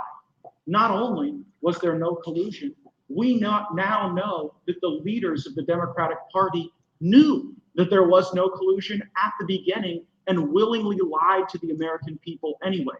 Now we see that they're reverting to their old playbook. As we want to work together to provide provision to our people and take good ideas no matter where they come from. Nancy Pelosi and Chuck Schumer just want to set up new committees to investigate rather than working together. I know that even before being president, you talked about the importance of the president being a great cheerleader for our country and for our economy. I know, and I know in the jobs report today, we can see that even the people who have been furloughed or who are on unemployment now, they're optimistic that this is the team that will bring America back. What advice would you give us to try to have our Democrat leadership behave more like the governors you've worked with and some of the rank and file colleagues who've made helpful suggestions rather than just reverting to their hatred and their lies to cover their tracks for their last set of lies? I think they've been doing it so long and gotten away with it for so long prior to us. And they had that 8 years, the Obama 8 years that have been absolutely terrible. If you look at the Justice Department and what's taken place, you look at the FBI and what's taken place. And frankly, prior to that, a lot of bad things went on. All we can do is keep winning, and if we keep winning, eventually they're going to come around one way or the other. May not be in that form, may not be them, because I'm not sure that you can do that with them. Tremendous dishonesty from Schiff and from others. And they know it's going on. They know these are not stupid people. They know it was a hoax. They know better than anybody in this room it was a hoax. They set it up. They're not aggrieved. I watched Shifty Schiff, 9 inches around the neck. And I watched this guy uses the world's smallest collar, right? But I watched him, I guess this morning, talking about, he acts so aggrieved, so aggrieved. He knows he got caught. And not only caught, if he weren't in the halls of Congress, he'd be in jail because he made up phony stories and phony speeches and phony, everything was phony. He's a sick in about man. 10 He's minutes, really I'm a going to sick go. man. He's a Maybe corrupt less. politician. So I wouldn't 5 count more on minutes, somebody guys. like him. But I think overall we have some really good support. I've had great support from Democrat governors. I would say almost all. And in some cases, look, Andrew Cuomo the other day said that we have done a phenomenal job. That's a nice statement. Phenomenal. That's a good word. It's true. But we've had great support. And Gavin Newsom, the same thing. He said something the equivalent of that. So we can work with them. But I think this group is perhaps beyond repair. They're sick. There's something wrong with them. Mark, please. Well, Mr. President, I know I speak for you, but I just want to thank all of you for setting the example and coming back to Washington, D.C. It's time that we send a message to the American people that we're open for business, we're ready to get back, and we're ready to support a president who has been. I'll share this, yeah. Each and every day. Hold on. I'll share this so you can finish the rest later. 3 thumbs down. I wonder who did that. You did it in the last 20 minutes. I saw the new thumbs down, so I guess it's possibly about the conversation that I'm having privately with somebody right now. That's just my guess. Make sure. I don't get along with his girlfriend. Let's just say, take 2 guesses who his girlfriend is. Somebody on YouTube, let's just say. That Americans first. And thank you for allowing me to serve. And thank all of you. Well, I have to, before I introduce him, I have to say, so we had all of the great NCAA teams here just prior to COVID. Otherwise, they wouldn't have been able to come. But we had all of the teams. And one of the teams was the top wrestlers in the country, all the champions, NCAA wrestlers. And I saw him and I immediately knew it was a wrestling. I could see there was a little action going on with those ears and the muscle. All right, guys. I posted the link so you guys can finish it up.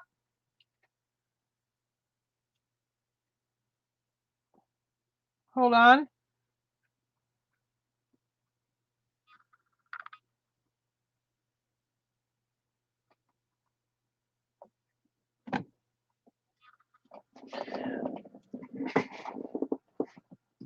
Oh, God bless each and every one of you guys. May the good Lord keep you and bless you all.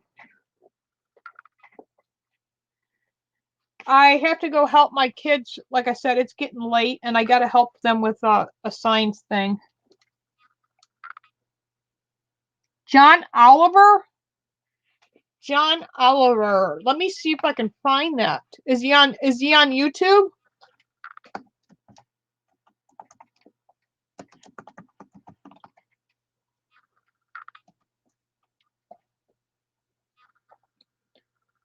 Is it called Last Week with John Oliver? Last Week with John Oliver. Let me know if that's it.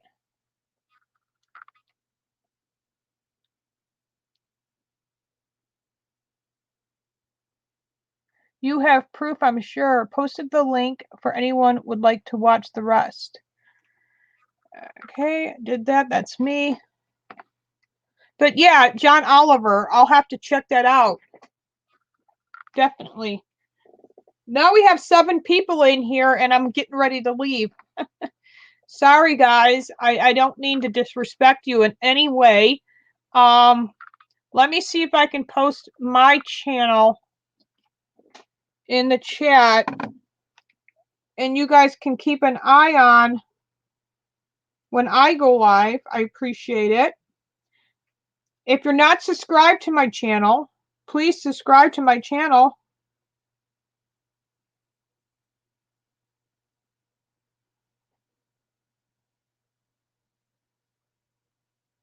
Good night, Hector. Battery says good night, Hector. Somebody in here named Hector? Barry, good night. Who else is in here?